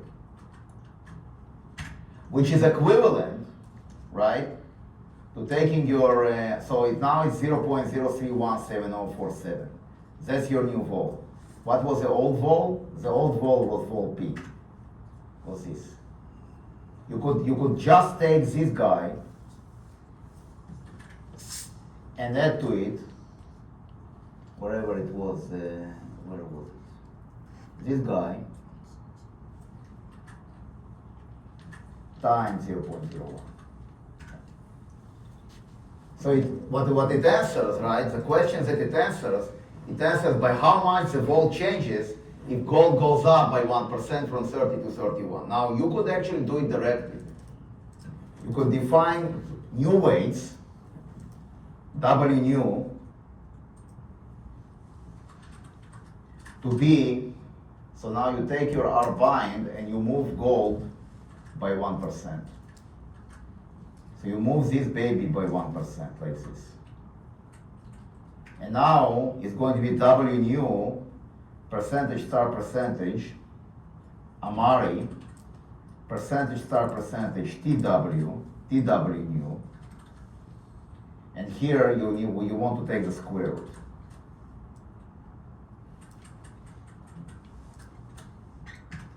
Right? And you compare this with this.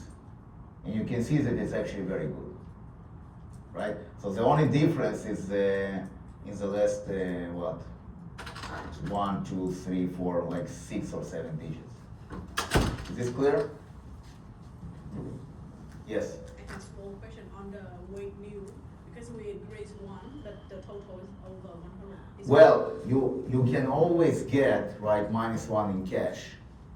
You can always short the cash and it won't change your 100%, right?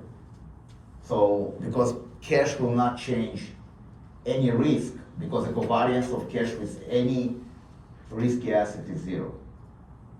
Okay? So it will never change the risk. So that's why you can play this game. Okay, so even though it looks like, oh my God, I increased and in between, instead of 30, 70, I have 31, 0.7, but you have also -1% in cash. So you can think about this, that you basically, you borrow cash in order to invest in gold and increase it by 1%. Okay. So now, what happens if silver actually moves up by 1%? So if silver moves up by 1%, right, I need to actually change this. So now I will take this guy, because you see it's V divided by vol P, so I will take this guy. I'm going to multiply it by 0.01 because now silver moves by 1%. And I will add to it the contribution of the silver, which is this.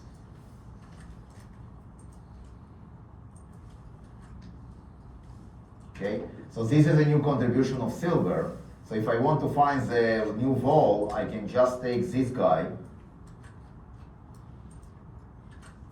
and add to it this new contribution of silver. So that's going to be my new vol, right? If I move silver by 1% and I will keep the gold intact. So now how do I actually, so if I take this W new,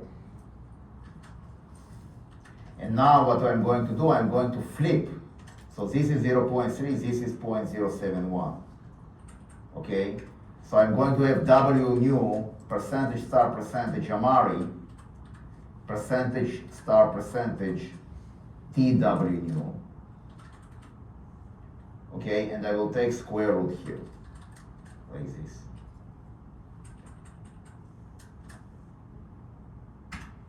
And it's 303, 6309 versus 306, 6306, right? So you can see how good it is. Is this clear? Now, when I do this, I'm asking for percentage, right, on a relative churn. That's what I'm asking. I'm asking on a percentage on a relative churn. So it means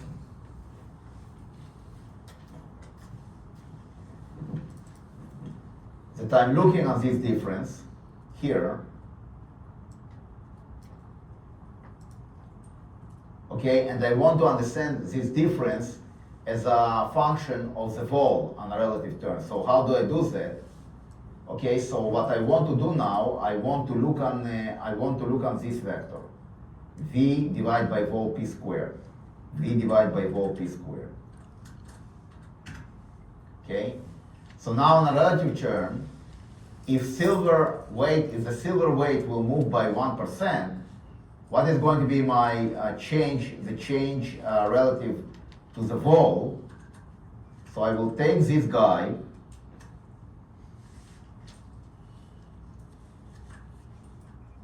and I'm going to multiply by 0.01, like this.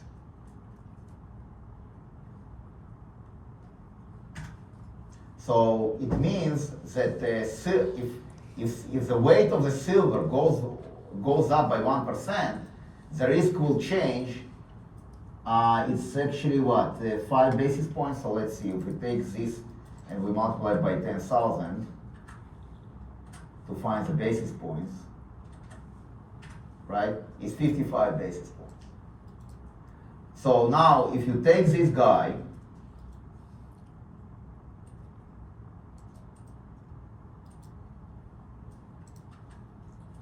and you multiply by the vol p,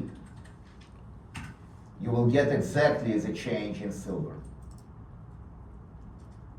Or or here, this is not silver. This is not silver. This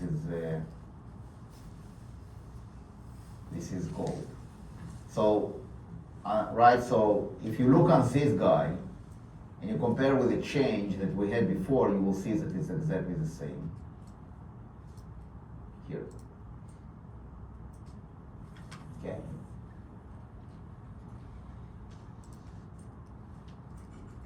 Is this clear?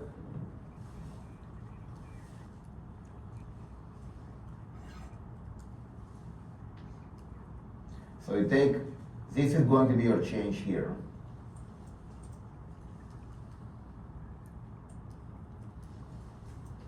This is your absolute change if it goes up. You see if it goes up by 1%. So you take this change and you divide by your volatility. You get exactly this number. Okay? Is this clear? So it's a relative change versus absolute change. It's always the same game. If you think about duration, it's the same thing. What does duration quantify? If the yield changes, right, you get the return in the bond. Return of the bond is exactly the relative change of the market value of the bond if the yield changes by, let's say, 1 or 2 or 3 basis points. So it's exactly here, but instead of doing it in duration space and bond market values, right, we think about risk as being a market value. That's kind of the trick here. Okay? So if you think about risk as market value, then you have two measures. You can either have an absolute change in market value, or you can have a return, which is a relative change in market value. So the difficulty here, right, is to actually translate the risk space into market value space. But once you do that, once you think about risk as dollars, right, then it's becoming very clear that this is just, that this relative thing is just a return. Think about this 0.330 as 30 cents. And you're asking yourself, what is the return on this 30 cents if the first asset moves by 1%? First asset moves by 1%, it means that you take your weight, right, and you increase it by 1% in the portfolio. So then you want to see what is happening to the risk, right, on a relative basis. So 30 cents will go to something, let's say 30.5 cents, right? And then you have the return. And this return is actually controlled by V divided by sigma p squared. So all you need to do is to take your V divided by sigma p squared multiplied by 0.01, which is a change in your first guide, right? To see what will be quote unquote the return if the gold will go up by 1%. It's exactly the same thing, right, that you would do with yields. I mean, I know that it's kind of unusual to think about this, but that's how people think about risk. They think about when people are doing value at risk, they think about risk in terms of dollars and cents. And it's very natural then to think about vol in terms of dollars and cents. Okay, questions? So if I look at the second one, right, the second one is 1.19. So it means that if silver goes up by 1%, okay, it means that the volatility of the portfolio, right, is going to have return of 1.19%. That's how you want to think about this. So let's see, right, so if you look on vol P,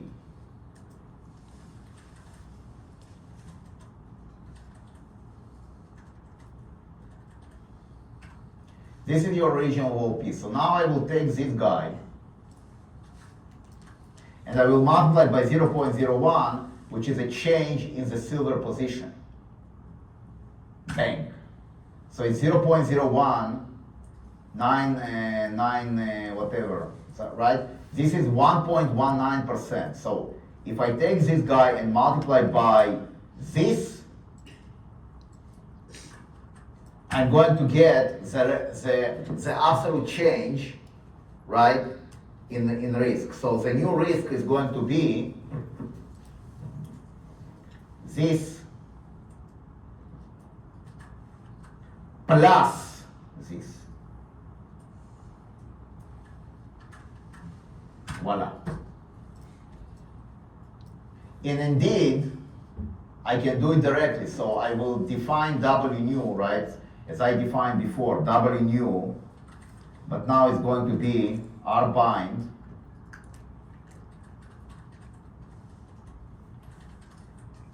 C 0.3, 0.71, like this. And now I'm going to do W new percentage star percentage Amari. Percentage star percentage TW. And I will take a square root to find the W new, sorry.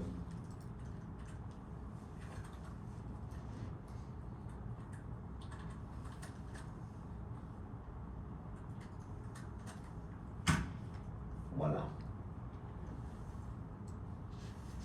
It's a very good approximation. But instead of doing the square roots, right, you can just do the marginal var. You don't need to do the square roots. Questions? Questions? Is this clear? No? No? It's not clear, Christine? You want me to explain again? It's clear? Okay, good.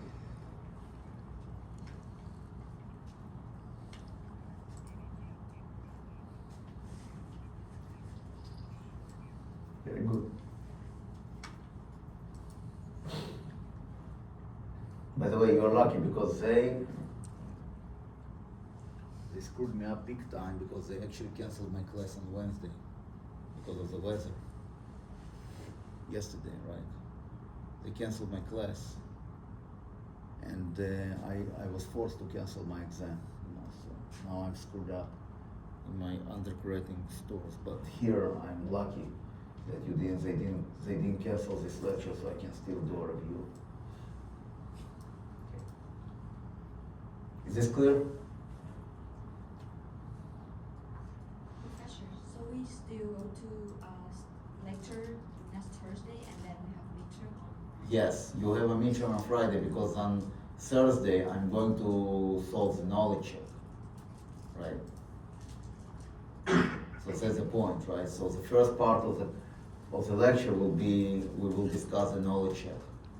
And I'm going to give you some more questions. And then on Friday, we'll have the test, okay?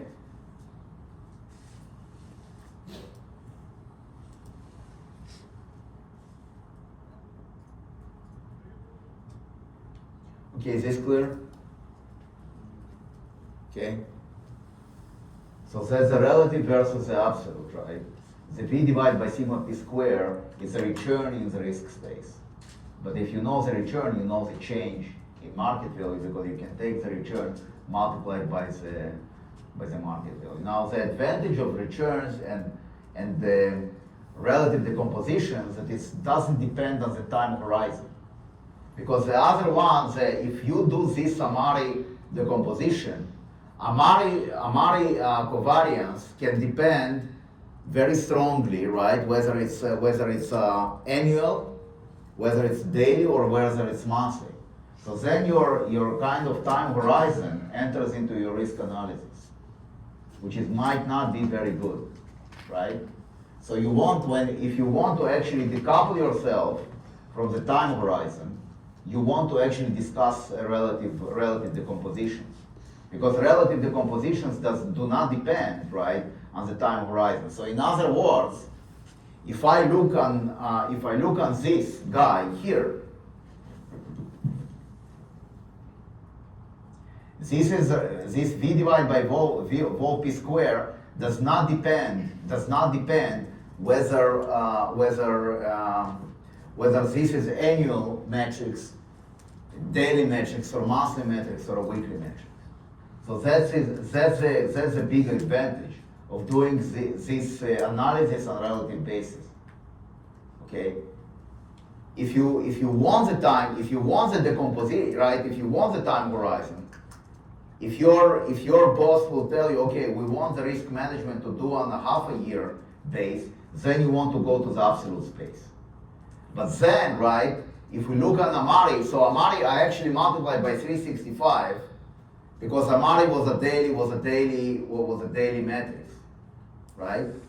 But if, for example, I want it to be monthly, I need to multiply by 30. So then these guys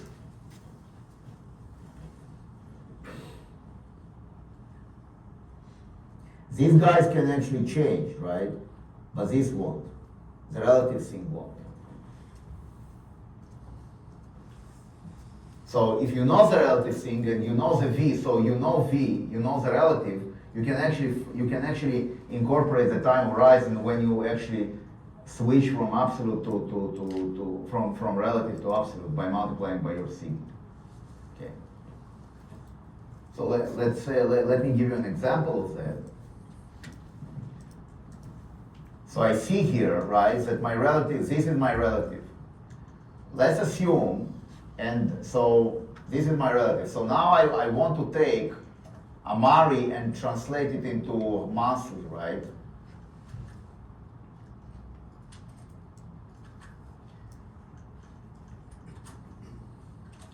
So now Amari is a monthly covariance.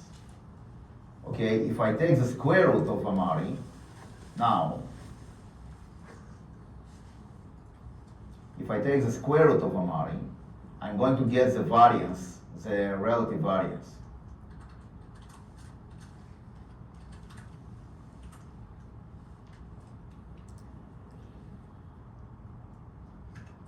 Right? This is a relative variance.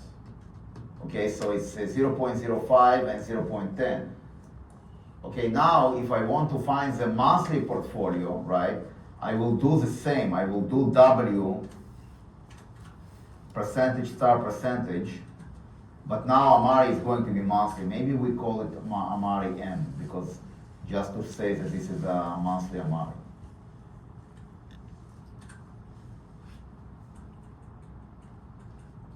So then, vol monthly, right, of the portfolio is going to be W percentage star percentage Amari monthly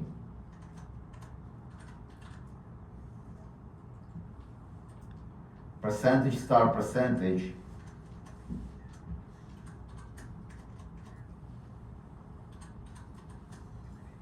TW. And I want to take the square root here.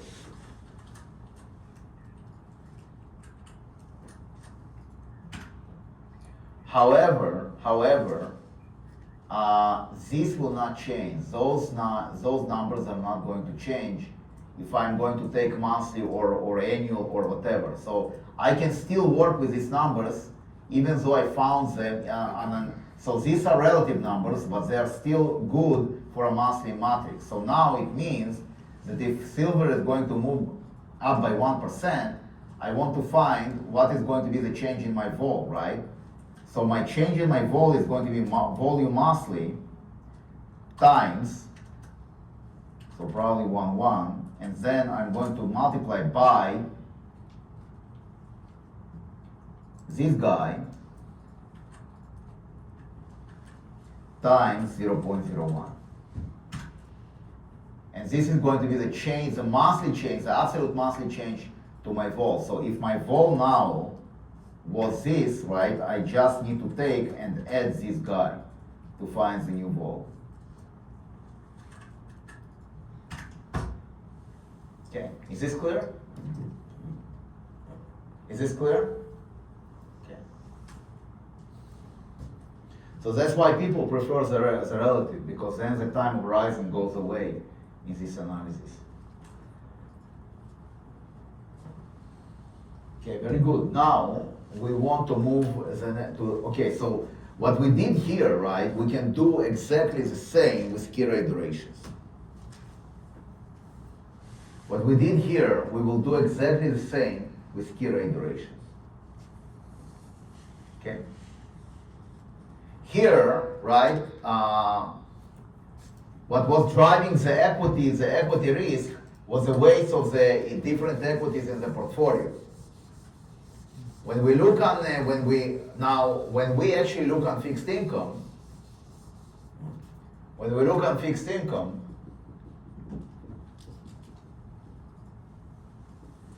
the major driveway for fixed income is going to be the change in yields.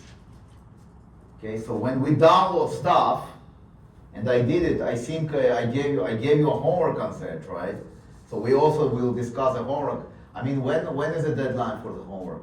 After vacation. After vacation? The 23rd. The 23rd, okay. So we will, maybe I'll, okay, but if you actually looked on the homework, okay, you download the yields and then you take the change in yields and you take the covariance of change in yields. Okay? So your covariance matrix now is a change in yields. So if somebody, if you want to actually interview for risk management in fixed income, the one-dimensional risk is just duration times the volatility of the change in yields. But if you look on multi-dimensional risk, right? So when you are having a more granular analysis for different points on the curve, then the factor is not the yield level of a 5-year yield level, but the differences in the yield levels. Okay? Do not fall into the trap to think that fixed income is actually determined by the yield. No, it is determined by the changes in yield. That's what you care about. You care about the changes in yield. Okay? So then, what is going to be the weights in case of fixed income is exactly the Kira iterations. Think about this as being W's in equity. So the Kira iteration of the portfolio, okay, are exactly the same, they play exactly the same role as the weights of the equities. And the major difference between risk, between fixed income and equities, that here you can actually calculate them. Okay, so it's exactly the same way. So the volatility sigma p, right, is going to be the square root of this guy. Sigma p is the square root of this guy. So what is the vector v? The vector v is a k-rate duration, percentage star percentage, the covariance of the change in yields.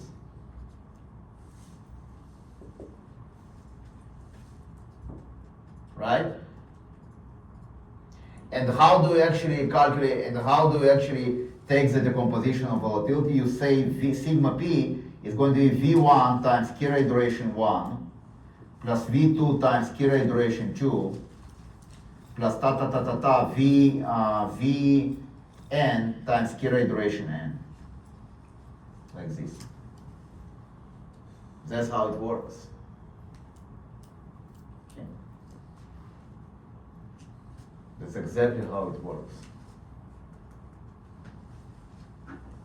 And now you're asking yourself what happens with my sigma if the key rate duration is changing.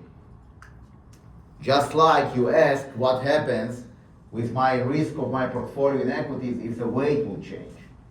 Here, right, if the key rate duration is actually the driver, not the weight. I mean, the weight is indirectly the driver because through the weight you can actually determine the key rate duration.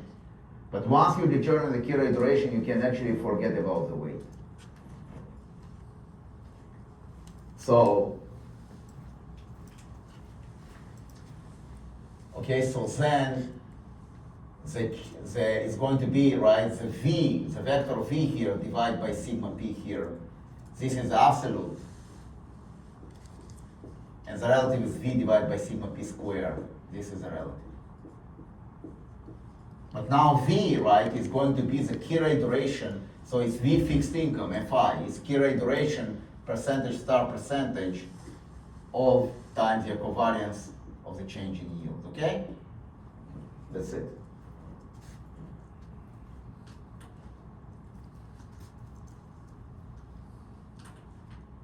And I actually have slides. I have beautiful slides on that. You can use the slides during the test. The test is open book, open notes, just like in the first semester. I mean, most of you guys took my first semester, you know, so you know exactly what's going on.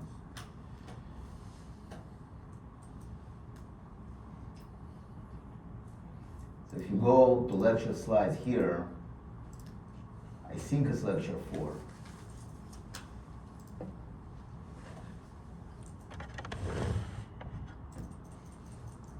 Yeah. You see this guy. That's your relative. Okay? So this is going to be equity, and this is sensitivity to fixed income. These two slides is all you need to know basically about risk management. Seriously, I'm not kidding you. This is all you need to know about how to write. With these two slides, you can go and take an interview to be a fixed income manager for any financial shop. Okay.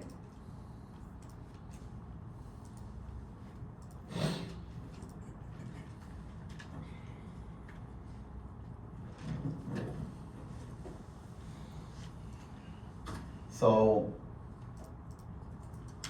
let's take an example with fixed income now. So this I'm going to create from my fertile head.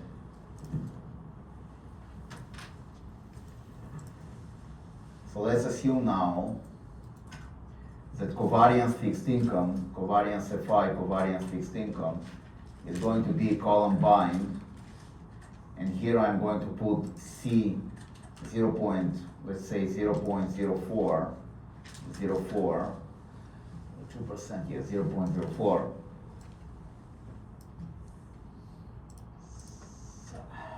0.02,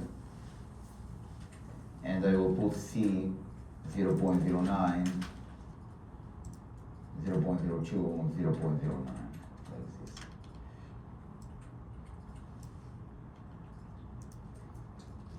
So when I look on CFI,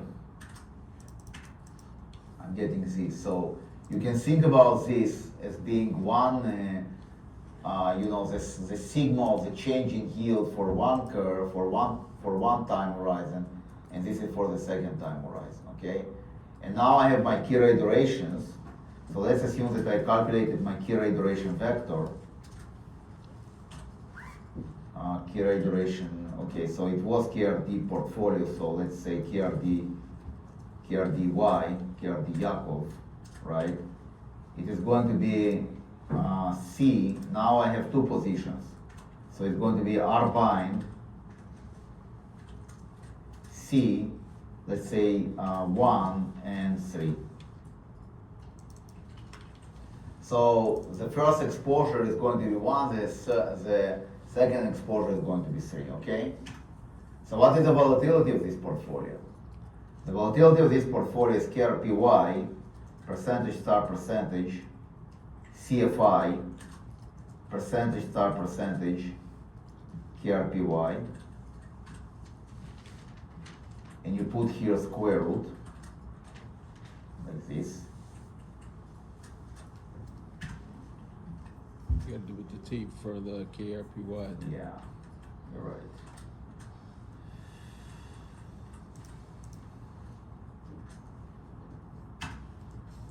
So this is going to be your fall. So your fall, this fall is huge, right? Almost 100%. No fixed income portfolio will have this fall. Usually fixed income portfolio has between annual vol between 4 and 5%. If you have a long-term bond, right, it can be actually, it can reach 10-15% if it's to be like an equity-like portfolio. Okay? So this is huge. Now, I want to perform the decomposition, right? So how do I perform the decomposition? I will define VI, VFI, vector V fixed income. It is going to be KRPY, and now percentage star percentage CFI. That's going to be my, okay, so the first position, right, is 0.1, the second position 0.29. Now if I want to perform the risk decomposition, I'm going to have VFI times KRPY. So the first guy will contribute 0.1 to risk, and the second guy contributes 0.87 to risk. Now, if you look at that, so you take sum of these guys,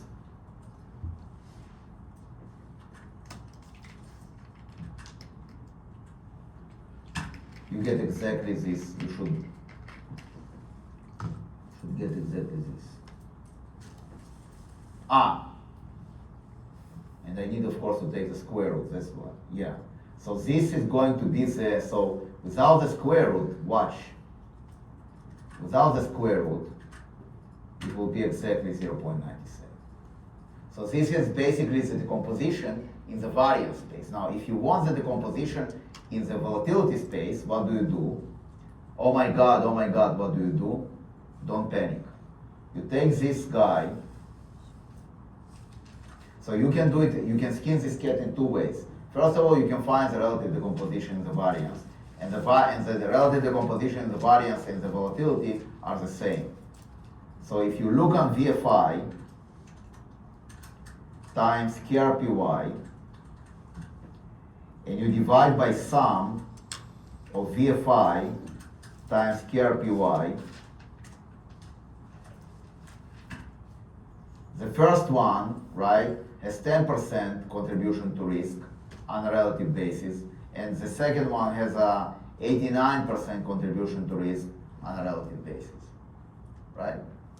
So if you take now and you multiply this by, so let's say how do we call this? Risk WRFI or something like that, let's say WRFI. This is the relative decomposition fixed income. So now, right, you can take this guy and multiply by the vol of the portfolio, which is this baby.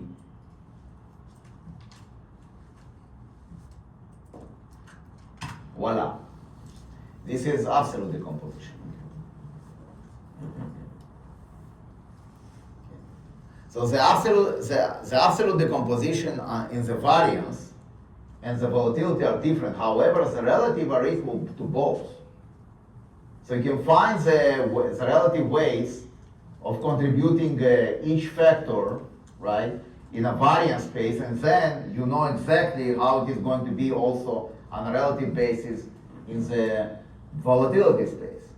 And then if you take the relative times the vol, you get the absolute. That's how I'm thinking about it, you know. That's the easiest thing, you know, and not to get confused with all these crazy formulas. You see how I did it here. So I find the relative decomposition. So this is my relative decomposition here. This is my relative decomposition, right? In the var space, right? This is the relative decomposition of the variance. Once you have the relative decomposition of the variance, you actually get for free the relative decomposition of the volatility. So then if you want to find exactly how much each factor contributes to the volatility of the portfolio in fixed income space, you can just take the relative and multiply by the volatility and you'll be done. Is this clear? Do the knowledge check. Do the knowledge check. It will actually help you a lot. Because the knowledge check will actually force you to go through all these motions yourselves. Okay?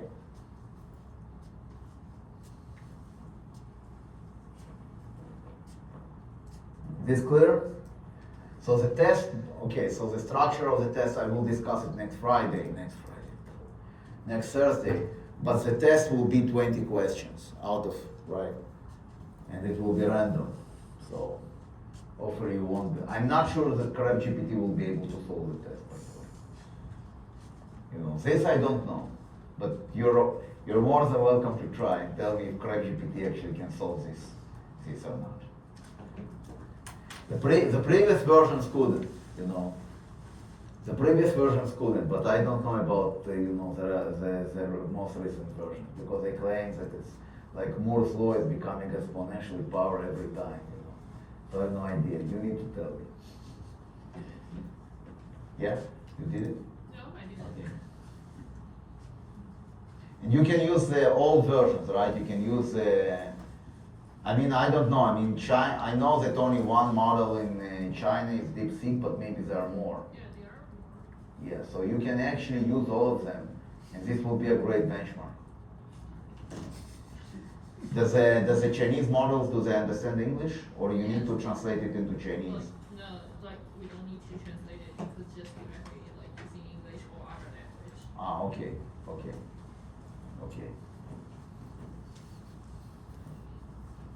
So it might be a great benchmark. It might be a paper, you know, to see if any one of these crappies can actually solve the test.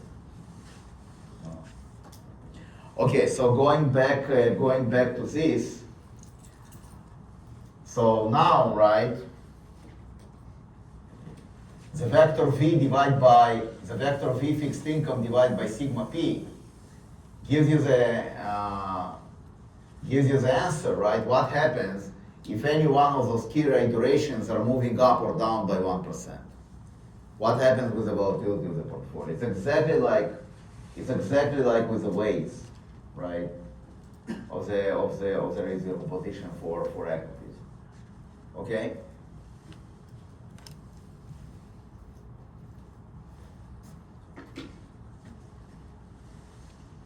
So let's do it. So I take my VFI and I divide by what? I divide by this guy.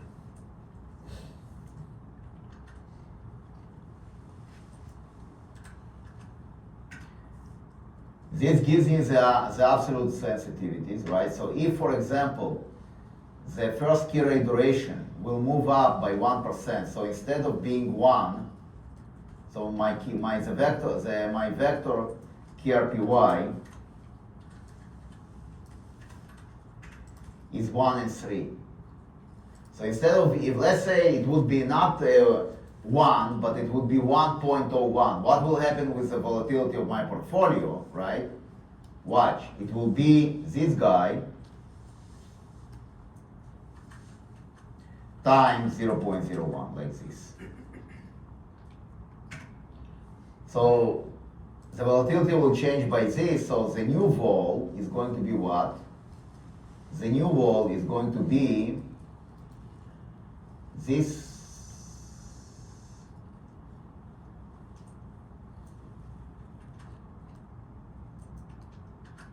plus this. Okay? And relative terms, how do I do relative terms? So instead of doing this, I'm taking the variance. Variance is 0.97. This is not relative term. So if I take this guy, multiply by 0.01, and then I'm going to multiply by the volatility of the portfolio, which is this, I'm going to get exactly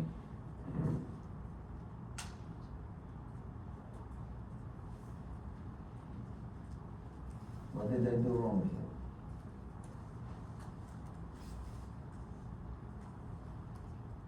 This is going to be my new change. Yeah. Okay?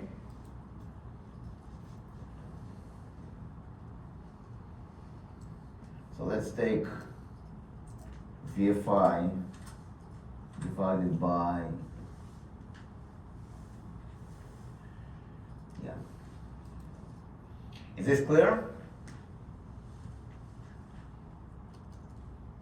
Is this clear?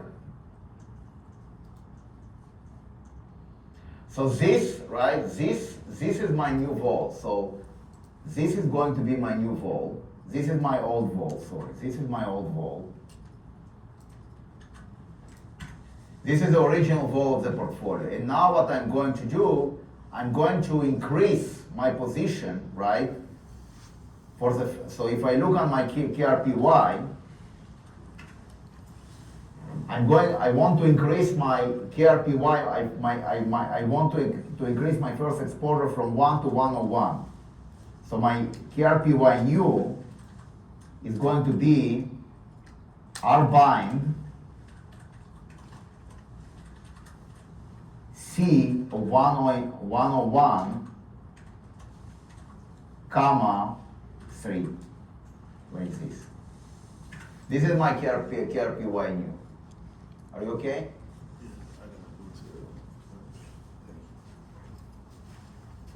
Right? So it's going to be KRPY new percentage star percentage. If I want to find the new vol, I need to take this guy and multiply by my fixed income covariance, which is CFI percentage star percentage T of my KRPY new.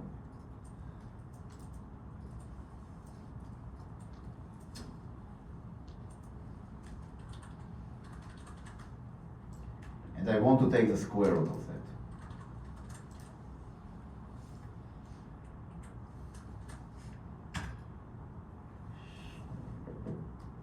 You did our percentage star instead of the other way around. Oh.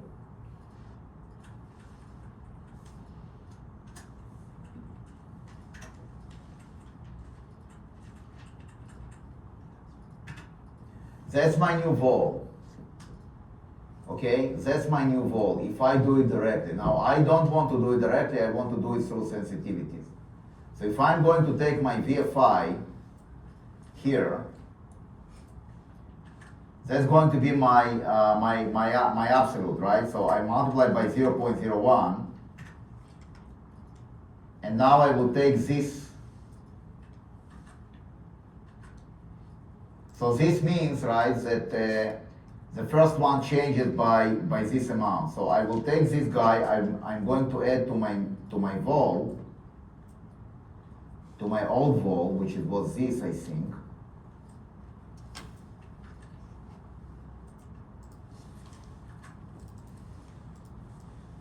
No, where is my old vol? Yeah, this is my old vol. Yeah, this is my old vol. Right? So you can compare this guy with this guy. You see, it's very close. Is this clear? Is this clear?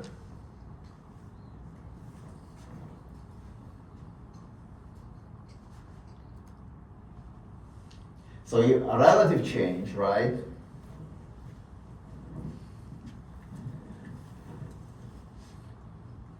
Instead of dividing by what I want to do, I want to take this guy and I want to divide by this square.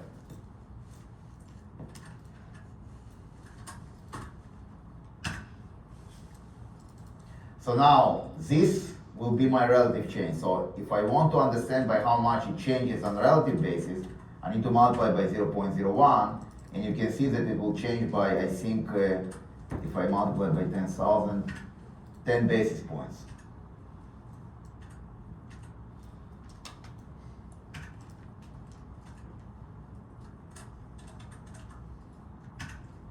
Okay, this is going to be my relative change. If I need to find the absolute, I need to take this guy and multiply by VFI, by this.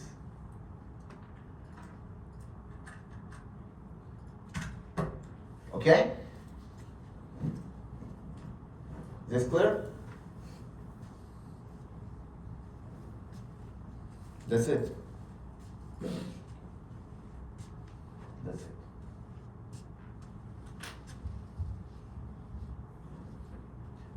I think you had enough today, for today. No? Yes. I think you had enough for today. So, light rain and snow, it means that I will have a very tough drive home, and whoever drives home here will also. So stay. Yes? What time is the midterm next Friday? 6:30. 6:30? Yeah, as usual, right? Yeah. And it's 2 hours or 3? It's 3 hours, but hopefully you will change. You will finish early. The goal is to finish early. Okay.